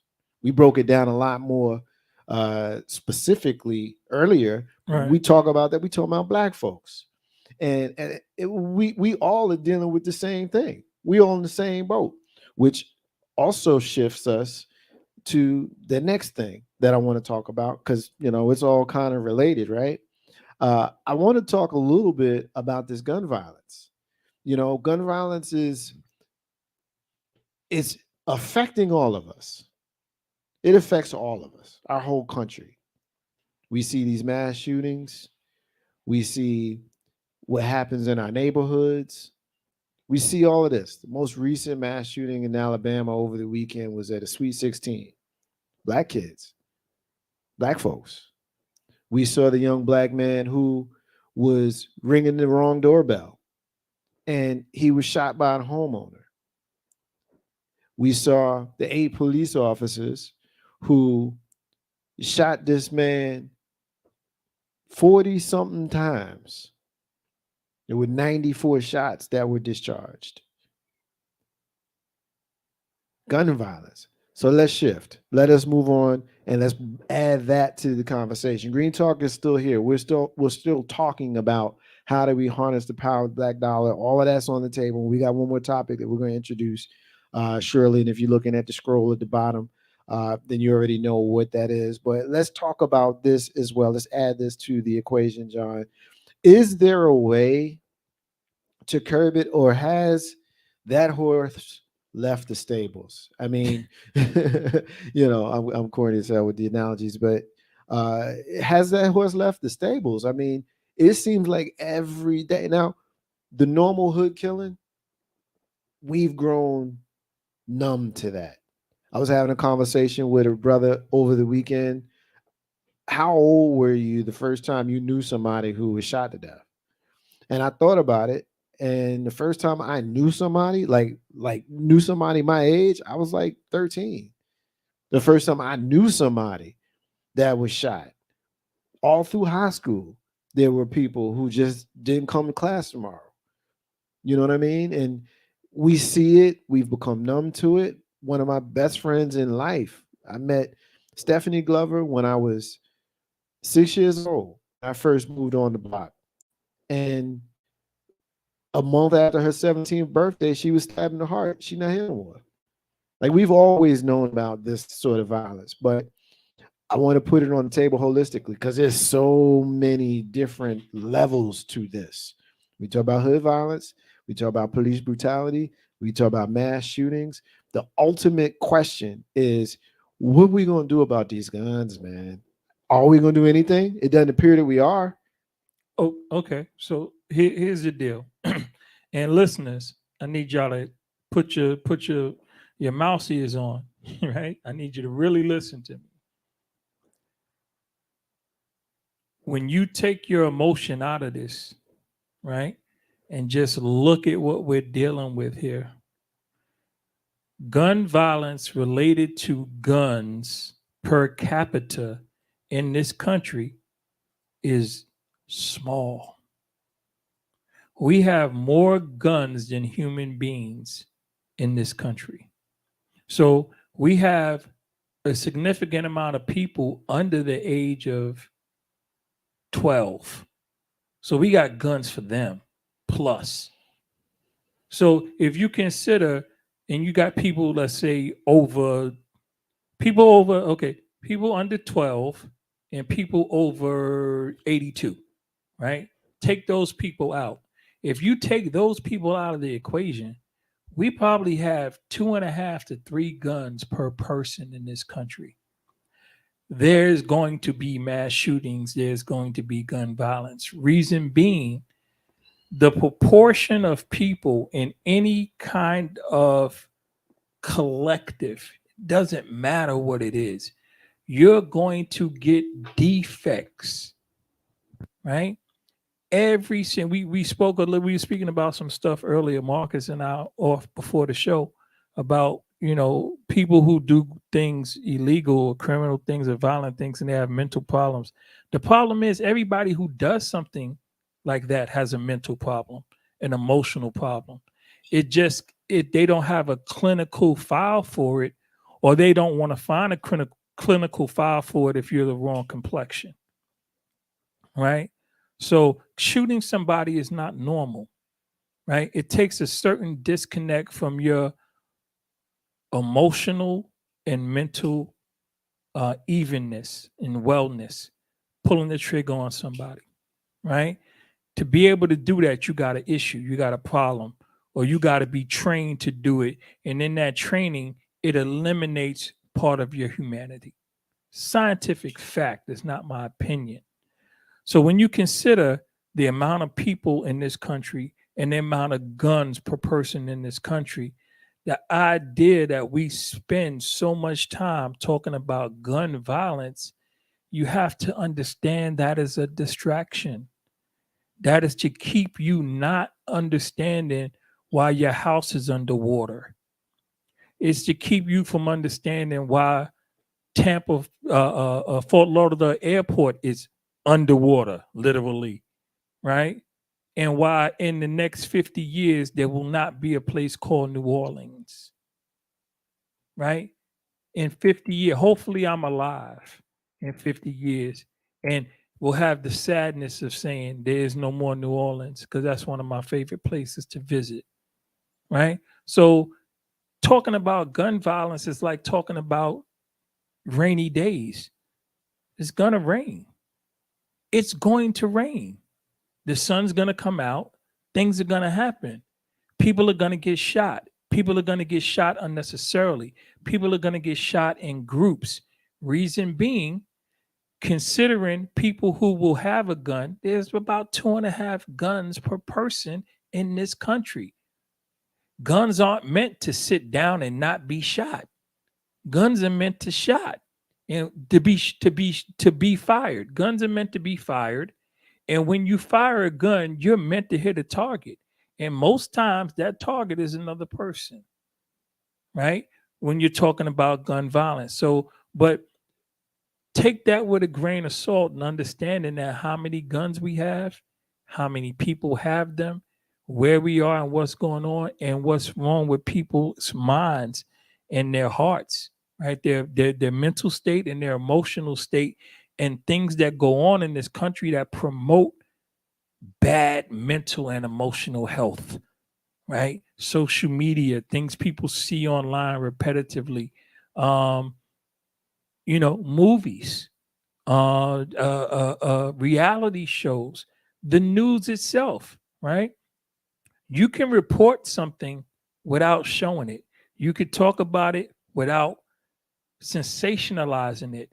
And you can there's enough good things happening in communities on a daily basis that you can find equal time for a feel-good story that you do for something that happens bad.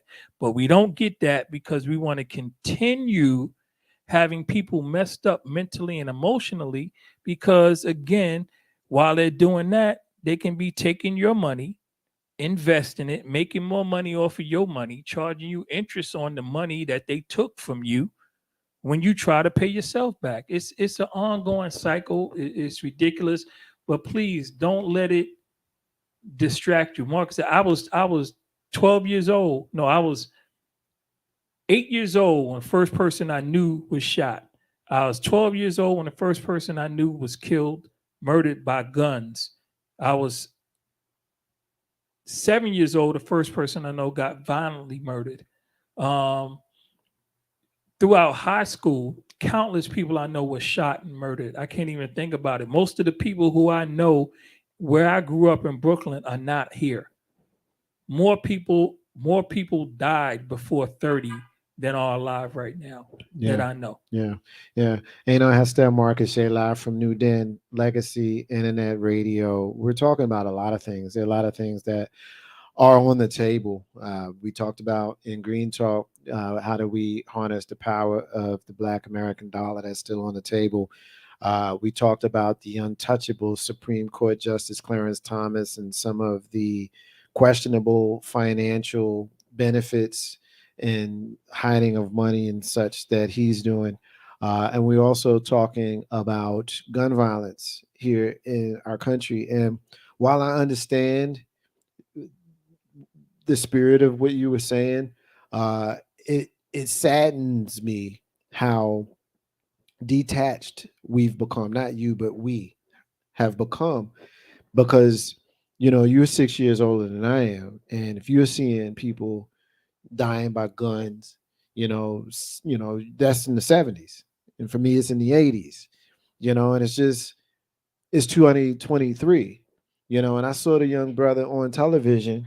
They were at a Sweet 16, and anybody that knows me knows that our brother Damon is one of my favorite people. It's my brother, and we've known each other since we were preteens, but we became brothers at 16. And to listen to this young brother talk about how he was at this party with his homie, and when the guns started popping off, they ran in opposite directions, and unfortunately, his friend, who happened to be the brother of the Sweet 16, ran towards the fire and was shot and killed. And just to see this young blood with the tears streaming as he told his story, I thought about me. I thought about him. I thought about Doug. You know what I mean? And it just, we shouldn't have these experiences. Like, it's not normal, and we've normalized it when we start breaking down how many guns we got in the country, which is true. I got guns. I got more than the number that you said. I ain't gotta get into my business, but it's just what it is. You know what I'm saying? So I know that you're not wrong. I'm not saying any of this to suggest that you are, but I am saying this to suggest that there is an absolute disconnect with regards to the emotion around it. And I'm about tired of thoughts and prayers. What I'd like to see is the shooter in Kentucky and the shooter in Nashville, the two most recent of memory, the bank in Kentucky and the school in Nashville. Both of those shooters had just bought ARs a week before the shooting. You know what I mean? That's the type of stuff that I'm talking about. Hood killings and police involved shootings. Hood killings. Look, man, learn to value your brother like you value yourself. We don't do that, which is the reason why we kill each other, because I ain't killing me. I ain't doing that. But if I don't value me, then I can't value you, right? Police involved shootings, we got to charge the police who kill us, or at least get past the grand jury. 8 officers were all getting past the grand jury in an incident where they fired 90 something shots and this young person had 40 something in him. And the justification is he shot at them while in pursuit, but he got out of the car and ran, and there was no gun on him when he was shot. So that gets past the grand jury. How does that happen? How does that get past the grand jury? And as far as rolling up in supermarkets and schools and churches and that sort of thing, we got these copycats. We got people who see the notoriety of dying in a blaze of glory, but taking some folks out with you when you go. I don't know how you get past that other than making it harder for them to get guns. The whole idea that the Republicans would have you believe during the Obama administration was that they was coming for your guns, which is bullshit. We know that that's bullshit. We know that the government's not coming for your guns. Like, we know that. But when the Second Amendment was signed, you needed weapons because there was no law enforcement. And we're also talking about muskets and arrows and stuff. We're not talking about automatic rifles and weapons of mass destruction sitting in people's sheds in 2023. So the emotion that I'm giving to this should be the emotion that many of us have for this. And sadly, it's true. When you look at the polls, The people have spoken. It's the lobbyists and the elected officials that make this difficult. And that's the part that has me, John. That's the part that I can't reconcile. I'm gonna give you a couple things. All right. First things, drunk drivers kill more people than guns every year. Right? You can say that. No, but it's just the truth. You can say that. I don't know that that's the truth.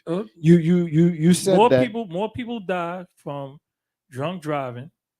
More people are dead from drunk driving. I'm gonna Google it now guns, right? and see what you say. Okay, Google it. The issue is not the issue is not the fact that people are dying. The fact that the issue is that people are dying and it's being sensationalized, right? A gun is a killing machine, right? I'm gonna say it again. Listen to me, y'all. A gun, the purpose of a gun is to commit a killing. Maybe not a murder, but when you fire a gun, your ultimate goal is to kill. If you're not shooting a gun to kill, you shouldn't be shooting. Anything that's worth shooting is worth shooting twice. Remember that, right? Everybody send a mass. That's what most of the organ is. That's what you aim for. That's the biggest target, and that's going to cause the most damage. You go for center mass. That's why cops wear bulletproof vests and not face masks and helmet, because people going for center mass, right?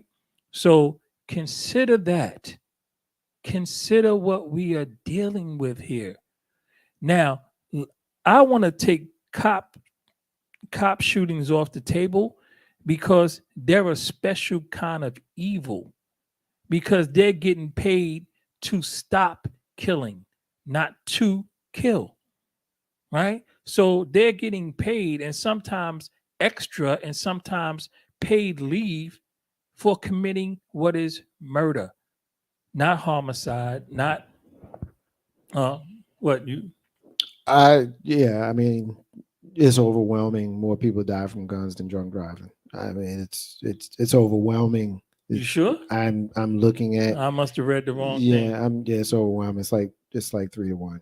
But I'm looking at this article from Pew, and from Pew it says in 2020, the most recent year for which complete data is available, 45,222 people died from gun-related injuries in the United States, according to the CDC. That figure includes gun murders, gun suicides, along with other less common types of gun-related deaths tracked by the CDC. And then I looked at the CDC's website, where in 2020, 11,654 people. How about automobile accidents? Maybe that's what I had. Were killed in motor vehicle crashes involving alcohol impaired drivers. Okay. Accounting for 30% of all traffic related deaths. So if you were to account for all traffic related deaths, then perhaps it's closer. But I think maybe that's where I messed up. Perhaps it's closer. I think more people died in traffic accidents. Thank you for correcting me. Yeah. Right. Yeah. More people, I believe what I read then was more people died in automobile accidents than in guns, than from being shot by guns. Yep. So pick up your point. Right. So my point is this. Consider these things, right? Consider these things, that when somebody drives and has an accident and somebody dies, it doesn't get 5% of the same news time as when somebody gets shot and dies, right? Be it intentional or accidental, be it alcohol related or what have you. It'll be a quick blip, but the shooting gets to be, because what it is advertisement. Every murder by gun is an advertisement for the gun manufacturers and the bullet makers. So they put it on the news and they promote it, and some people clutch their pearls and other people's grab their credit card and they go buy more guns because they said it ain't gonna be me, because when that person shoots at me, I'm gonna shoot back at them. Now, with regard to the Second Amendment, The Second Amendment is not about protecting yourself. The Second Amendment is about making sure that the government never has enough power over the people in a military fashion that we can't check the government, right? That's the point of the Second Amendment, being able to check the government. But since we don't have any tanks, it's kind of a hard argument. But at the same time, you need to, yeah, I believe, check this out. In other countries, like in Israel, you get out of high school, you got to join the army or the armed forces. You got to do 2 years, right? That's your duty as somebody who lives in the country, right? Listen, you might need to own a gun. We might need to have discussions of the benefit of gun ownership and so on and so forth. The problem is not the guns. The problem is not the insane people killing people. The problem is we have no regulatory power in this multi-billion-dollar death dealing industry, right? This is why cars have car insurance and registration, because guess what? People are going to die around the same numbers as guns. So we should have gun registrations, gun owner insurance that pays out when somebody gets shot or whatever happens. And you should have to go down to the GMV or whatever, the DGV. I'm picking up what you're putting down Department of Guns. I'm right? picking up what you're putting down. And do your license. Yep. And there should be a fire range. You should be able to hit 5 out of 6 in the target. You should know how to take your gun apart and clean it, put it back together.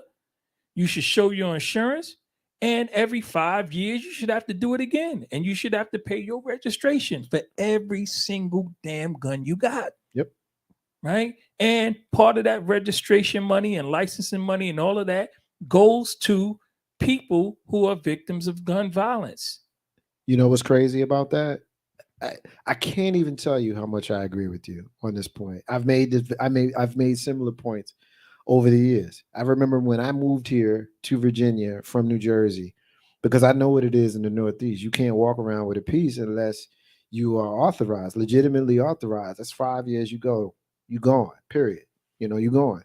Whereas when I came to Virginia, an open carry state, it blew my mind. The first 20 years I was here, it was blowing my mind. Until I finally caught on, and I did the whole licensing and concealed carry and I went through the processes and I went through the classes and everything that you just talked about. I've learned how to carry safely and take my weapon apart and all this sort of stuff. And I marveled how there's no real oversight with regards to it. And if you look at your driver's license, and those folks in Virginia and New Jersey, the 2 states that I'm most familiar with, pull your driver's license out right now and look at all the stuff that's on the back of it and all of the different things that you have to be mindful of. I wear eyeglasses. I got to let them know I wear eyeglasses. I'm an organ donor. I got to let them know that. I got to let them know all kinds of stuff, and it's denoted on my driver's license. Whereas I don't have to have a license in Virginia to carry a weapon openly. I have to have a license to carry a weapon concealed. And even in that concealed carry, there's nothing that says that I have any restrictions. Once I went through the process, paid my money, that's it. And it's a weapon of mass destruction, just like an automobile can be when in the wrong hands. And the whole idea of insurance, I mean, steal your thunder. I'm putting you over because that's the jewel of the conversation right there, And I can't remember the comic, but there was a comic that talked similarly. I think it was Chris Rock that talked about this. And the way that you do it is you put the onus on the ammunition, and you pay a premium on the ammunition, and the higher value is on each round, because you know how we are. The more things cost, the less likely you are to use it. Imagine, and he was speaking in jest, and I don't know if this would work outside of just in the real world, but there was some truth to the joke he was making. Right. So here, two things. We don't want to get necessarily a gun license, because licenses are exclusively for commerce in this country. We want to get what's called a certificate of fitness.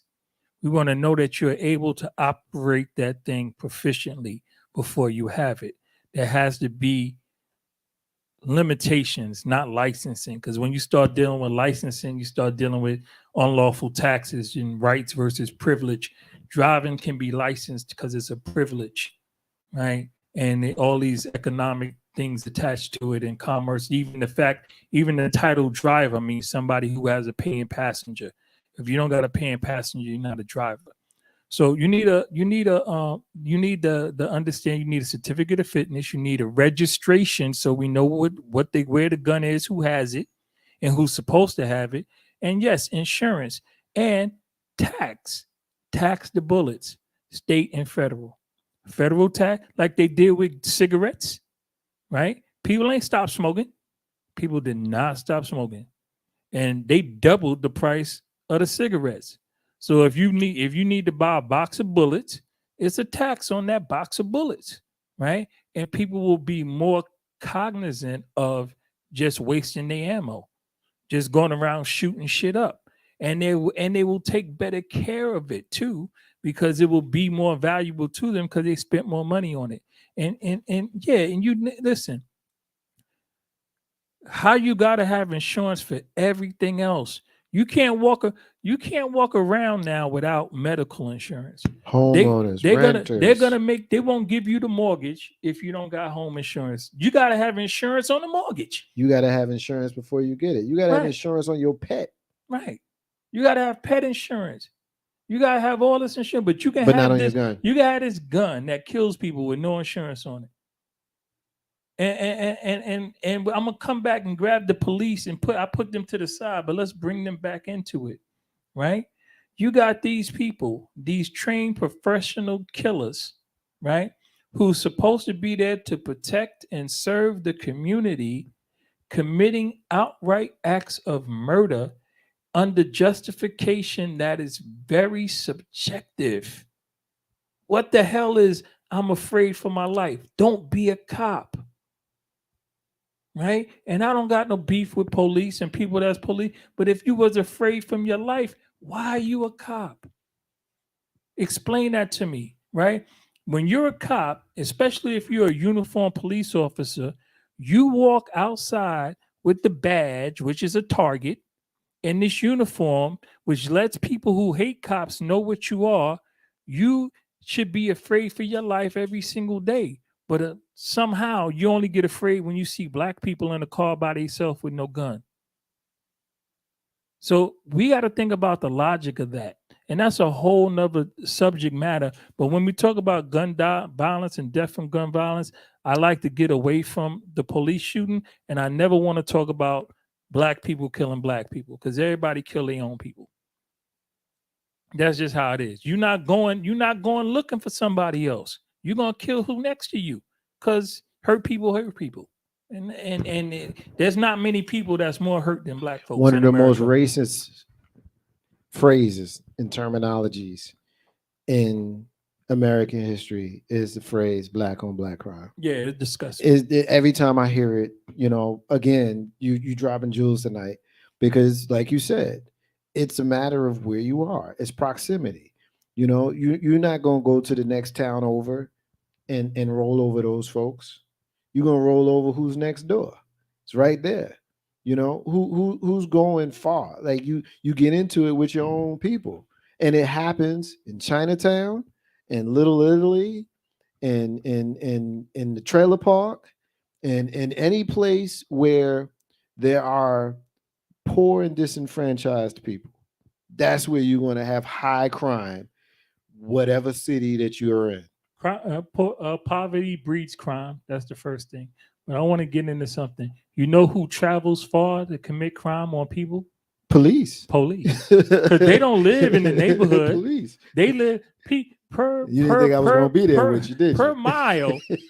Per mile. I saw what you did. Police live further away from their work, I think, than any other profession. Yeah, yeah, Followed by teachers, yeah, which is crazy. yeah. Because those are the people in the community who carry the most effective influence on the community, the police and the teachers, and they don't police or teach in the communities they live in. They go to other communities and do it. Yeah, and wreak havoc. There's surprisingly enough, amongst my favorite, and I'm a TV junkie. Anybody knows that I am. And amongst my favorite types of television shows to watch, I always like cop shows. I just do. They're the ones that draw me in the most. And there's a show that I like to watch called East New York.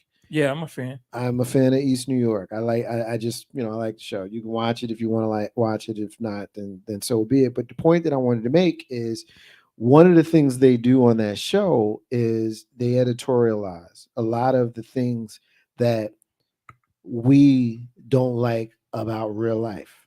They have a black female commander. They have a Latino who is her boss. They have a white woman who is one of the central characters that volunteered to live in the neighborhood that she polices. That was done because they were looking to have a police presence in the area, but they were also giving a stipend to the police officers who chose to take them up on it. And the fact that it was a white woman that did it, I think, is more about storytelling than anything else. But the point being, I see I'm picking up what you're putting down, East New York. Like, I see you, and it was a very, very important thing because storyline and fictionally, it played out how important it was for this to be the case. You got to live where you police so that you know the community. The community knows you.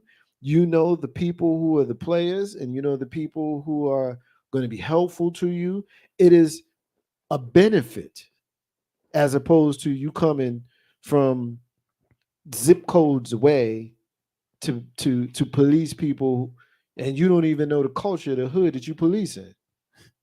New York City back in the day, in the 80s, in the 90s, they probably still do it today. In the 80s and 90s, they had an initiative for teachers and law enforcement to buy houses, right? And it was like dirt cheap, no money down, credit wasn't an issue, and all you had to do was live there for 5 years, and then you could sell it or whatever the case was. There's a block on in Brooklyn, Jefferson Avenue, between Lewis and Stuyvesant. There's, either side of the block, brownstones. So it's probably at least 100 brownstones on that block. I think police officers and correction officers own more than half of those.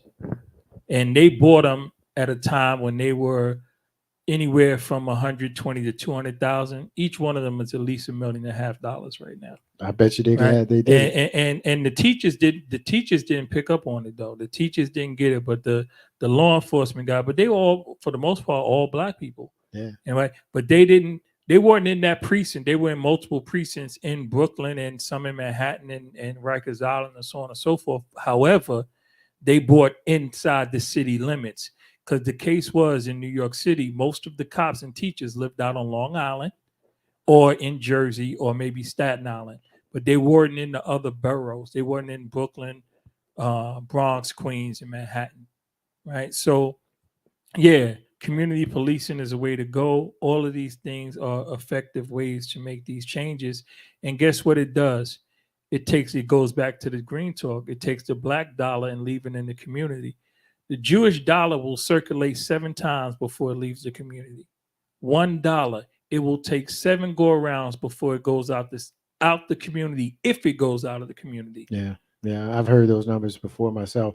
And Hastel Marcus, live from NewDen Legacy and that radio. All right, final main topic that we're going to get into tonight. This is a little bit more fun than what we've been doing. We're going to have some fun, but, depending on your perspective, maybe it's not so fun. We're going to talk about Freaknik, man.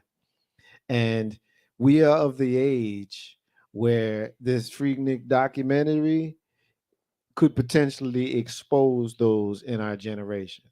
Now, I ain't got no problem because I ain't never go to Freaknik. I just didn't. Never did. I never did. But it's funny, right? Here's how I'll lead it. And let me just What about Myrtle Beach? By the time I went to Myrtle Beach, I was a married man. I went with my wife and our best friend. Like, we look like, Jack with Chrissy and Janet when I went to Myrtle Beach. So shout out to my man Stan, Big Stan, the promoter, also retired New York City Corrections, who did the Freaknik in Long Island for a long time. What was it? Chocolate Production. Stan, love you, man. If he's still around, anybody know him? Peace to you, Give Stan. love to him. So this documentary that is coming out here soon, it's supposed to have file footage from those days. From, I guess we used to call them camcorders back then. We didn't have cell phone video, but we're seeing the photos, the befores and afters of our sisters showing up, and they were looking like you look when you're 25 years old or 22 years old. The brothers are the brothers and the sisters are the sisters, and we were having fun. We know what it is. But now we's mamas and daddies and grandmas and aunties and all these things. And I went into the ABC store the other day, and liquor store for y'all people who ain't in Virginia. Liquor store.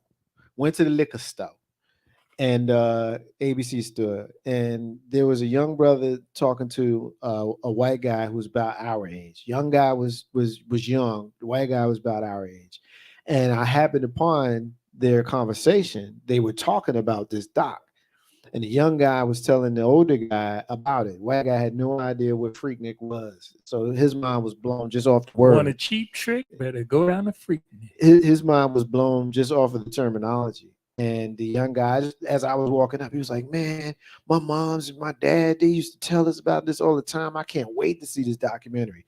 This is the part of the conversation as I'm walking up, right? And so I was like, word, y'all talking about Freaknik?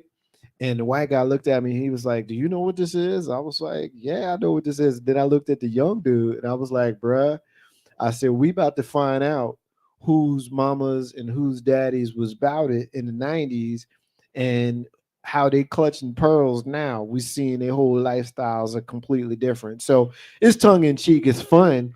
But my question is, why? Like, why are we even doing this? Like, really, why? Like, why are we doing Freaknik? Like, why are we doing a documentary on it?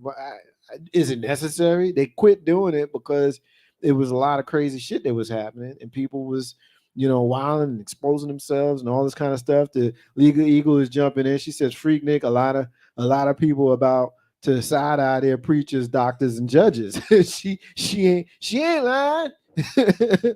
So what you got on Freaknik as we close? Let me tell you something. I know a bunch of folks that are doctors. Like, it's a crew of people coming from HU that are doctors. And I mean the real HU, not high. I'm not talking about high. I'm talking about Howard. So, yeah. And a lot of them were down there doing undoctor-like, well, maybe they was doing some doctorish shit. But anyway, stuff unbecoming doctors, right? Why is it unbecoming a doctor? You can't be a freak and be a doctor at the same time, John. No, Marcus, you can't. Okay, fair enough. Right? You don't want your doctor. You don't want your doctor. Twerking. And I don't even think we didn't even use that terminology 30 years ago when it's Freaknik. But you don't want to see a video of your doctor surface from 30 years ago twerking at Freaknik. Check baby 1 2 3 4. Check baby check. We had a whole 1 song. 2 3. We had this whole check song. baby check baby song. 1 2. Check baby 1. They call it the rump shaker. Yeah. So as I was saying, yes, sir. And that was Virginia Beach, which was its own thing. But Freaknik, Virginia Beach, Myrtle Beach, and Jack the Rapper was all enough to either make or ruin someone's life. As far as it being on video, we knew then. We just didn't care because the internet wasn't. We didn't what have it it. Was not right. what it was. No, didn't no, exist we had yet. it. We did. No. In 1998, In 90s, 1989, it started. I was It using sta- the internet it, for music it purposes. started, but let's be clear, John. Let's be 100% clear for accuracy. Social Okay? media. I graduated from high school from Virginia Union University in 1996, and I didn't get an email address until 1997. So let's just really keep it funky on this for the purposes of accuracy. While it may existed, it just wasn't widely used. I had one in the AOL address, I think, in 91. Yeah, we still doing dial-up. Come on, Yeah. John, don't do that. Come on. Anyway, come on. so look, come on. look. My point is this: that social media changed everything, and the part about it is nowadays it really didn't change it, because guess what? The young people today promote their debauchery on social media. They show it. I mean, my God, you've been on Instagram lately? I mean, it's like it's porn. It's that channel that shows the half porn movies on Friday nights or whatever. It's listen, it's bad. It's bad. It's bad. I mean, depending on what your term of bad is or whatever. It's pornographic in nature. How about that? Which could be a good thing for some people. My point is, the more things change, the more they stay the same. I think it's interesting, and it could be fun for some people to see themselves. I think it's going to be traumatic for other people to see themselves and not realize that they can't sue. So, yeah, I gave up drinking at a young age because of that reason. I don't never want to be in a situation where I don't remember what the hell I did.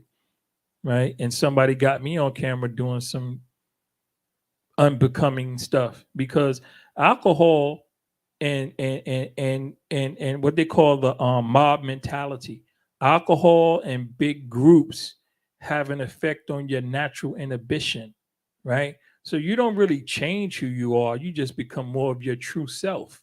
So without that switch telling you to turn it down because somebody's watching, you got the other switch that says turn it up because people are watching, and we get to see the real you. And so here go this documentary, so we get to see the real y'all. I was there. So it ain't news to me, but I like to see it on TV, because your kid, I tell people all the time, I used to tell all my friends when they was getting tattoos, I said, one day you're gonna be 70 at the cookout, and they not even gonna be able to read that because your skin sagging. What are you doing? What are you doing? And there's never no answer. No, I'm gonna be like this and and guess what? Here it is. Now it is, folks. Now it is. I'm 55 now. So all of you 55, I got grandchildren. So all of you 55 year old people with grandchildren who was doing all that crazy stuff on film, I told you so.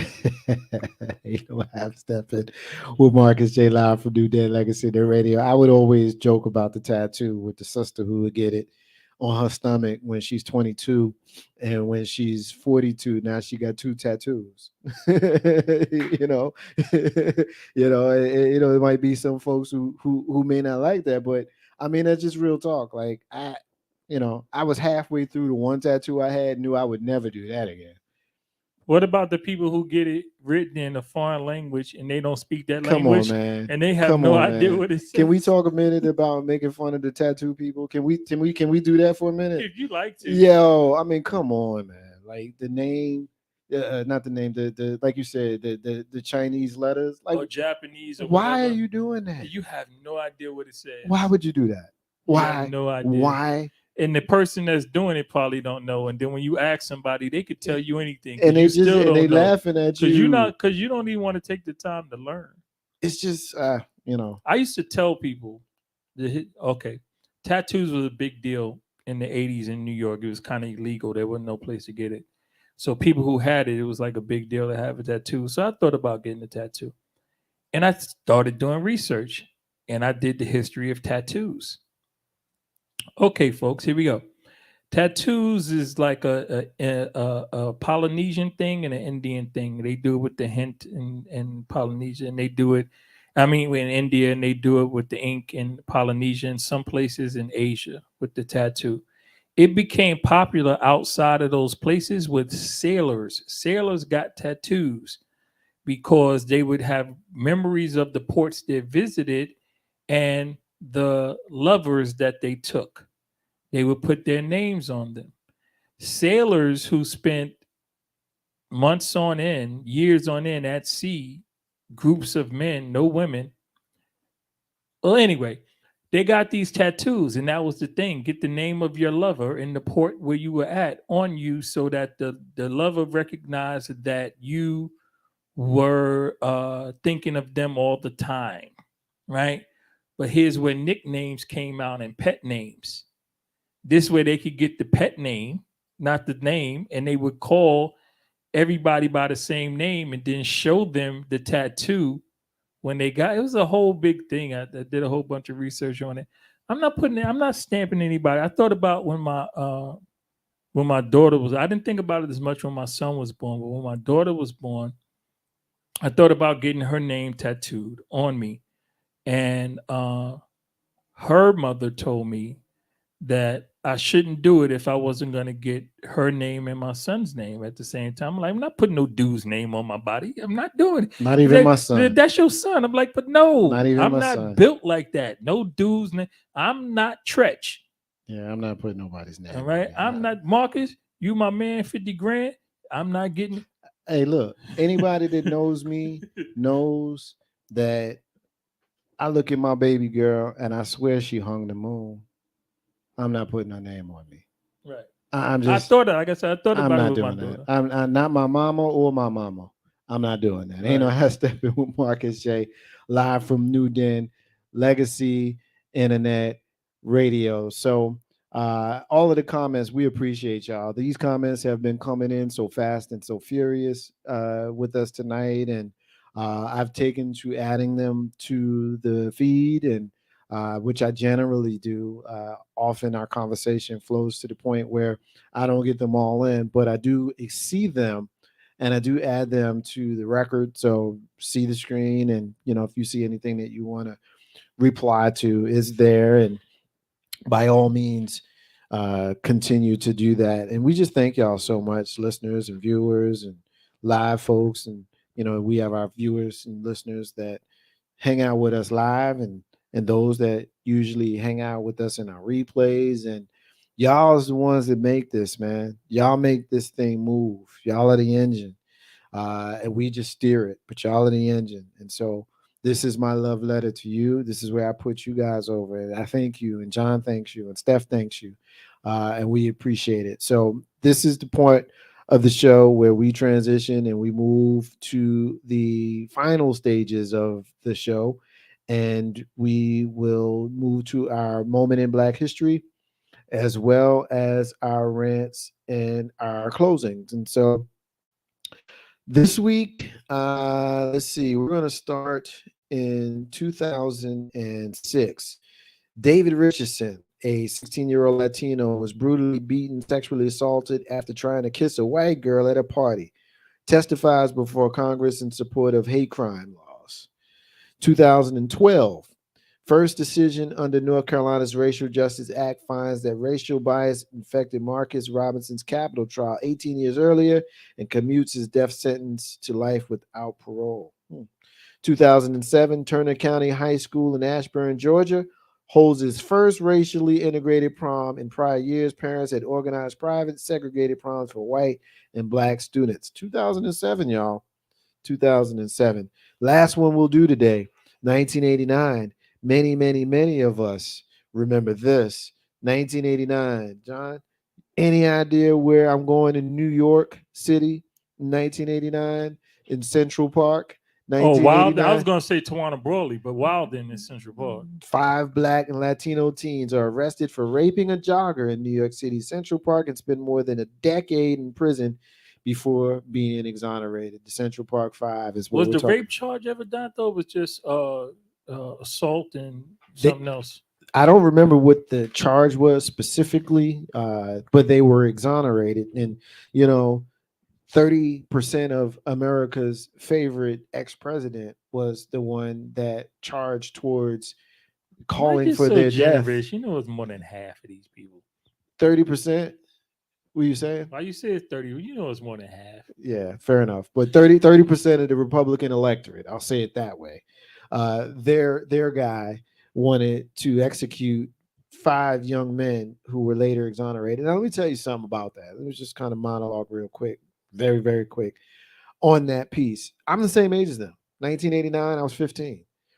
I was 15 years old in 1989, which is around about the same age those boys were. My father would always remind me to make good choices and do things that you're supposed to do. But it wasn't about making good choices with them. They just happened to be in the wrong place at the wrong time, those boys. And they obviously were not guilty of what they were charged with. And they lost a decade of their lives, and you have those who still don't want to acknowledge the fact that they were exonerated, even though there was a person who was already incarcerated whose DNA was found, and he was, in fact, the actual person who committed these crimes. So that's why we do the moment in Black history. And as we often say and apply to other things, never forget. I ain't never going to forget. Ain't no hashtag Marcus J. Live from NewDen, Legacy Internet Radio. So this is the time of the show where we shift. We do our rants, we do our closings, and I'll just say that, John, I appreciate you, man. You brought it strong tonight, man, and I appreciate it. This is the reason why I rock with you so much, because the way that you and I kind of vibe tonight, I enjoyed it. I enjoyed our special guest. I miss Steph so much, and we wish she was here, but she had some other stuff she had to take care of tonight, so we didn't have her. But we love her, and we're going to see her back here soon at a later show. But as you and I shift into our rants and our closings, I'll just say, I rocks with you, man. So pick up your mic and tell them people what you want to tell them. Thank you, Marcus. The show's a little off, we so used to having Steph here, and but it's a good show. I enjoyed, I will say this, I enjoyed our guests, especially the young people. I love it when young people can speak confidently about just about anything. If you can speak confidently, I just love it. It's a beautiful thing to me. I want to talk about knowledge of self. A lot of people talk about the nation of gods and earth, 5% nation, because that's a part of their ideology, knowledge of self. Rakim says, with knowledge of self, there's nothing I can't solve. In 360 degrees, I'll evolve. It's an actual fact. It's not an act. It's been proven indeed, and I'll proceed to keep the crowd keep moving, right? Knowledge of self. You got to know who you are, and you got to be true to yourself. There's nothing more important. You cannot allow the actions of others to dictate your actions. That is too much of what goes on in today's society. People are reactive instead of active. You must take deliberate action and stop reacting to things going on around you. If something happens to you, you have to try your best to pause, think, and then take action, as opposed to reacting to how you have been stimulated. Being stimulated, you can be stimulated through negative things as well as positive things. And those negative things will trigger a negative response. And what you will do is continuously build on the negativity when there was a positive solution available to you, if you took a moment to think and if you remembered to be true to yourself. I don't own a gun here in Richmond. I've had guns before. I don't legally own a gun here in Richmond. The reason I don't have a gun in Richmond is because I know who I am. I'm somebody who will shoot somebody. I don't really have an issue with shooting someone, especially if they are doing something to me. So because I know me, I'm not going to put myself in a situation, in a position where I'm shooting people, because it's going to happen, right? So guess what? I don't have a gun because I'm going to be true to me, right? You got to be true to yourself. And the problem is we try to identify, when I say we, I'm talking about people, highly melanated people, brown skinned people, people with darker complexions of all kind of ways. We have a problem that we identify ourselves based on that, based on our complexion. Your complexion is not your identity, right? I know the caller, our guest earlier, was speaking about melanin and the science of melanin and so on. So that's not your identity, right? Your skin is who you are. Your skin is something that functions. It's your largest organ, right? It's purposeful. It serves so many things. The reason that the melanin reacts to the sunlight, it creates energy. And yeah, there's some in the pineal gland and some, but guess what? Everybody got melanin. They just got it at different levels. Not that white people have no melanin. You know who doesn't have melanin? Albinos, right? And you got white albinos, black albinos, Asian albinos. So let's stay off the race thing. Black people have a tendency to have more melanin than others, and that could be very, very useful, right? But how you identify yourself is what it is you will stand for and what it is you will not stand for. That's who you are as a human being, right? I will not do this. I will not have this done in my presence. That is who you are as a human being. In, hold on, I got to think for a second. I get this date mixed up. In 1682, Virginia, it wasn't a state, but this area, Virginia, passed two laws,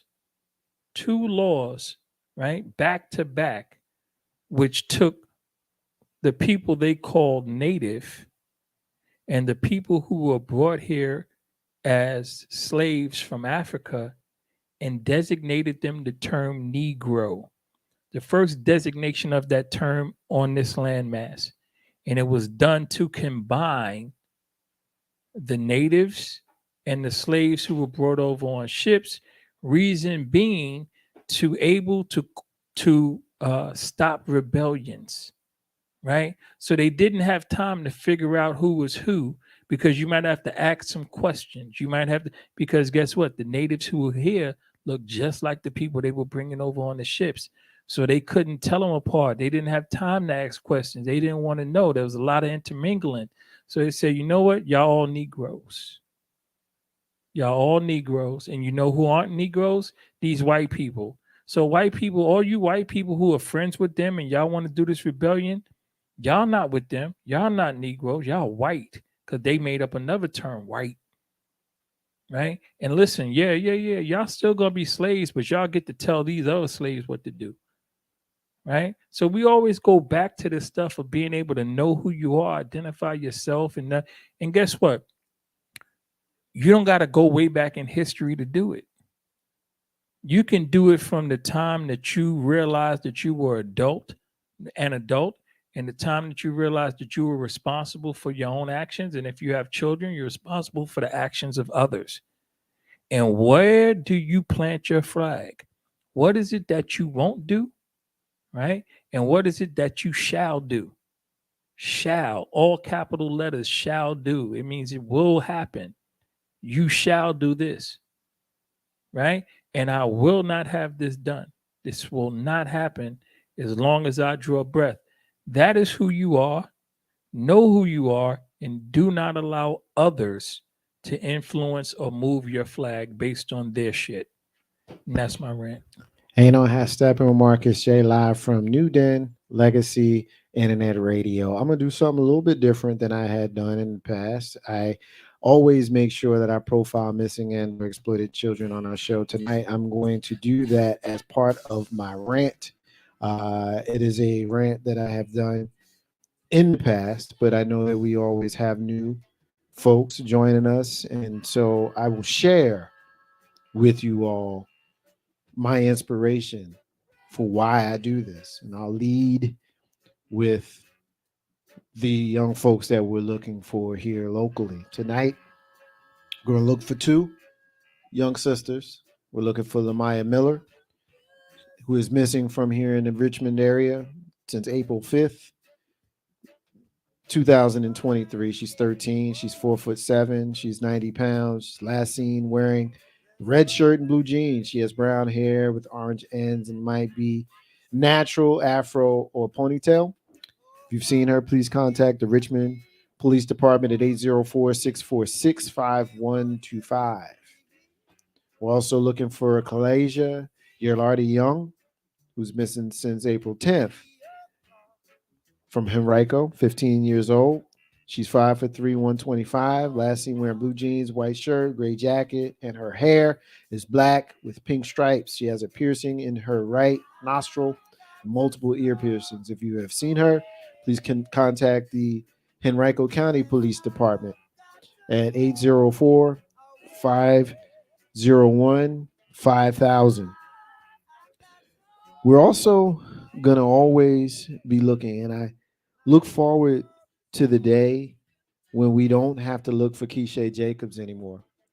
Keisha Jacobs has been missing for several years. She, at the time of her last appearance, she was 21 years old. She was 5'3", weighed 100 pounds. She's got a tattoo of a leaf on her right foot, paws on her right leg, a flower on her right hand. Please contact the tip line at 804-801-4503 or call Crime Stoppers at 804-780-1000. Detective William Thompson. Every time I think about Keisha Jacobs, I think about her mother, Tony Jacobs. And here we have a person who knows who was last seen with her child, but we don't know where her child is. And we know that the person last seen with her child was recently arrested for harming folks in a whole nother state. He was last seen with her child here. And it's just so frustrating, because as a parent, I know what it feels like when it's a little bit later than when you expected to hear from your child and your mind starts to race. We were having a conversation recently, me and some friends, and we were talking about those of us who, I guess, Gen Xers, those of us born in the 60s and the 70s. We may be the last generation of people who grew up in a free society. Not free in the sense of I can go where I want to go. I'm not talking about that. I'm talking about we would get on our bicycles at 8, 9 o'clock in the morning and just be gone for hours. We didn't have no cell phones. We didn't have no beepers. We didn't have none of that stuff. We just had freedom to just go. And our parents knew that we was coming home. Whereas now, my daughter's going to be 20 years old next month, and I still worry. I know moms and pops worry about me. I'm going to be 50 next year, but you always worry about your children. But it's different now when I would get on my big wheel and just circle the block on a big wheel. And if you ever had one, you know that ain't easy. You're doing all of this, I would watch my child in my yard. And if I turn my head for a few minutes and come back and she's not where I saw her last, I was very, very nervous and concerned. It's just times are just different now, and I tell the story of Etain Pates and I tell the story of Adam Walsh all the time. They are big part of the reason why missing children is so personal for me. And I'll always have folks like them in my heart, along with each of the children missing during the Atlanta child murders. There were 2 convictions that Wayne Williams had been convicted of. 2. One was 21 years old and the other was 27 years old. So all of the rest of those children are still open cases. Well, they were closed because they were attributed, but they were never solved. And there's something wrong with that. And somebody went to bed for many, many years without knowing what happened to their child. And it's just not okay. And when you think of little black children, it's even worse. Ain't nobody looking for them except us. And it's just, I'll never get used to it. And I'll always come in here and I'll always say their names. Those names tonight are Kalasia Yalardi Young and Lamaya Miller and Keisha Jacobs. Let us find our missing. That's the Murr. Marcus's unrelated rants got nothing to do with what we're in here talking about tonight. That is the end of the show. I want to remind everybody that independence is the key to building a legacy. I also want to say peace to all of the stars and all of the squares. And the abundance of water, the fool is thirsty. Those are words of Bob Marley, who you have been hearing singing in the background. Authenticity has no competition. We're celebrating 11 years here of live podcasting and internet radio. So I want you to be blessed. I want you to give grace, but most importantly, I want you to always keep it 100. For my brother John, for my sister Steph B, for the people who joined us at Aya earlier, so happy, so blessed to have had them join us. For everybody who's listening and watching, peace. We'll be back at a later time. And you know how Steppin Marcus J, y'all. We appreciate y'all.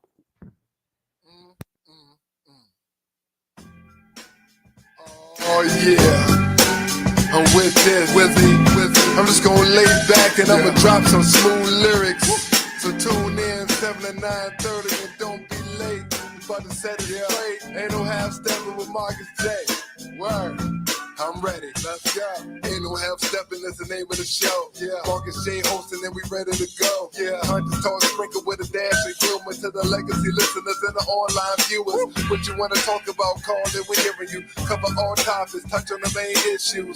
With the flow in this show, bring the heat. The word on the street, Wizard Earl on the beat. We superb in the D, legacy online. 7 to 9:30, please be on time. Ain't no half stepping with Marcus J, my brother. If they can't hang, word to their mother. And he been on this grind for a while. The brother so smart, plus brother got style. Up in Richmond, we on the mission, we full force. And listen up, this Marcus Stage start to talk, running back. And he been on this grind for a while. The brother so smart, plus brother got style. Up in Richmond, we on the mission, we full force. And listen up, this Marcus Stage start to talk.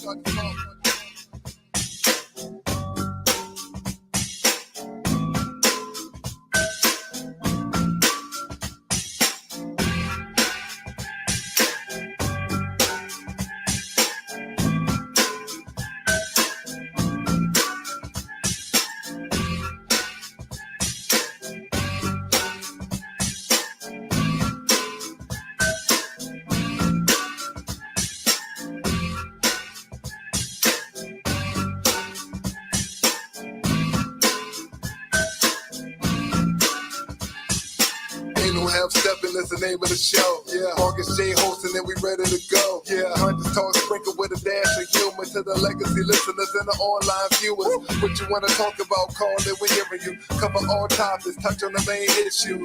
With the flow in this show, bring the heat. The word on the street, Wizard Earl on the beat. We superb in the D, legacy online. 7 to 9:30, please be on time. Ain't no half stepping with Marcus J, my brother. If they can't hang, word to their mother. And he been on this grind for a while. The brother so smart, plus brother got style. Up in Richmond, we on the mission, we full force. And listen up, this Marcus Stage start to talk.